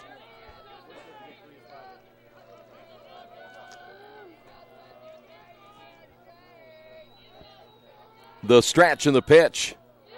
Breaking ball is low, 2-0.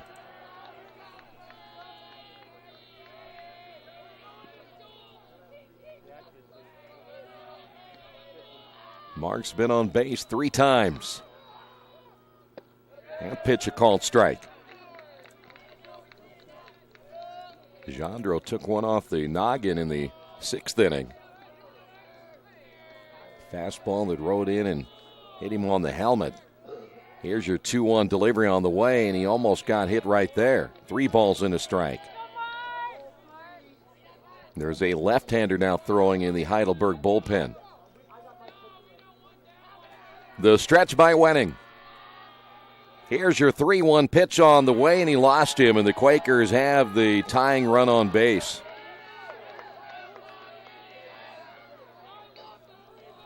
Here's Isaiah Shake.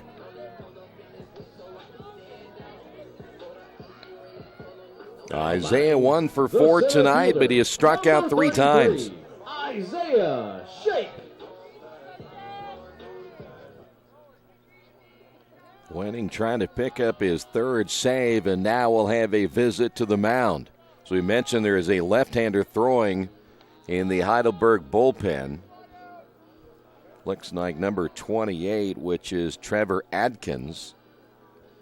He is out of Xenia, Ohio. Jandro's going to stay in the ball game down at first. You have some, again, pretty good speed right there in Jandro. No need for the Quakers to make a move there, but I would imagine this could be not just a visit to the mound for head coach Chad Fitzgerald, but how they may play this depending on what Isaiah Shake will do. Will Isaiah try to sacrifice the runner to second base and then let Danny Dopp go to work, followed by Addison Robertson?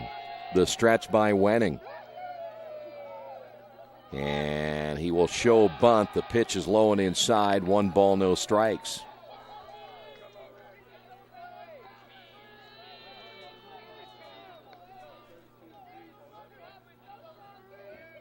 Isaiah singled in the 3rd inning, scored 1 of the 4 runs. The stretch, he'll show bunt again. 3rd baseman charging, bunted first base side. They'll throw down to second base, and they got the out. Great play by Wenning. Boy, Wenning didn't even hesitate. Fielded his position well and got Jandro at second. That was a pretty good bunt, too. That's a heck of a play right there by Wenning. 1 away here in the bottom of the 9th inning. Now batting the first baseman, number 7, Danny Dopp. Here's Danny Dopp. One thing for sure, if Wenning even hesitates for a moment, Quakers have runners at first and second. So now Danny Dopp will step to the plate. The stretch by Wenning. The pitch on the way is outside, 1-0. Boy, it even appeared that Jandro got a pretty decent jump down at first base. And I thought that was a pretty good bunt, though, by Shake. The stretch by Wenning. The pitch on the way. It's in there for a strike. Quakers right now in jeopardy of losing at home for the first time and seeing their losing streak go to 3 in a row after winning their first 12 of the year.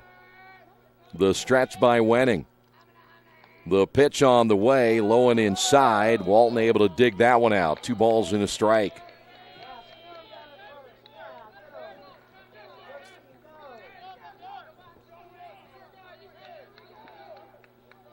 Well, both teams, you look back at it, 8 base runners left in scoring position tonight by Heidelberg. Here's the 2-1 pitch, and a breaking ball drops in. 2 balls, 2 strikes.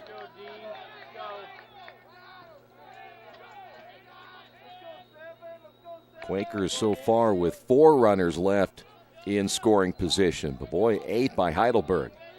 Here's the stretch by Wenning. And the break-even pitch on the way. That'll be tapped. Coming out will be the catcher. The throw to first, and a nice play by Walton as he throws a bullet right to first base. Quakers will get a runner to second, but now 2 away. And that'll bring up Addison Robertson. Well, we have seen now a nice play by Wenning, and Walton coming out making a nice play as well from behind the plate. Number 31. And now it's down to Addison Robertson. Well, you actually have seen Walton come out from behind the plate a couple of times and field his position well, and he has a very strong arm. So now the Quakers down to their final out. Here's Robertson. Robertson, a couple of base hits. But now the tying run is at second base. The stretch by Wenning. Here's the pitch on the way, and it's a called strike.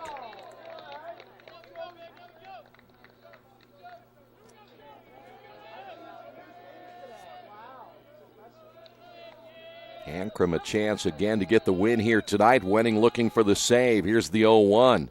Check swing, and he went around, and now the Quakers down to their final strike.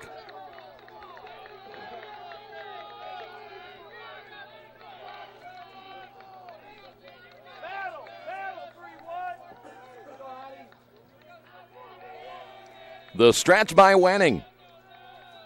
And the pitch on the way stays up high, 1-2. Now what will Robertson look for right here? Needs something to drive. Try to get that ball on the ground or line drive right here. The stretch and the pitch. Swing and a miss, and that'll do it. No runs, no hits, no errors. So the Quakers lose it here tonight as the final score. Heidelberg wins it by a final of 6-5. With the win, Heidelberg will move to 10-3 on the season. They've now won 4 straight and 5 out of their last 6. Quakers will lose for the first time at home this year as they've fallen out of 14-4, and the Quakers have now lost 3 straight. Earlham will be back in action coming up, as we mentioned, on Wednesday, March the 28th. That'll be a 5 o'clock start time as they'll take on Grace in a non-conference game here at Sadler Stadium. And then the first conference matchup on Friday, March 30th against Bluffton. That's a doubleheader with the start time beginning also at 5 o'clock. But the Quakers lose it here tonight by a final of 6-5. Thanks for being with us. This has been Earlham Baseball, Radio Troy Digital Sports.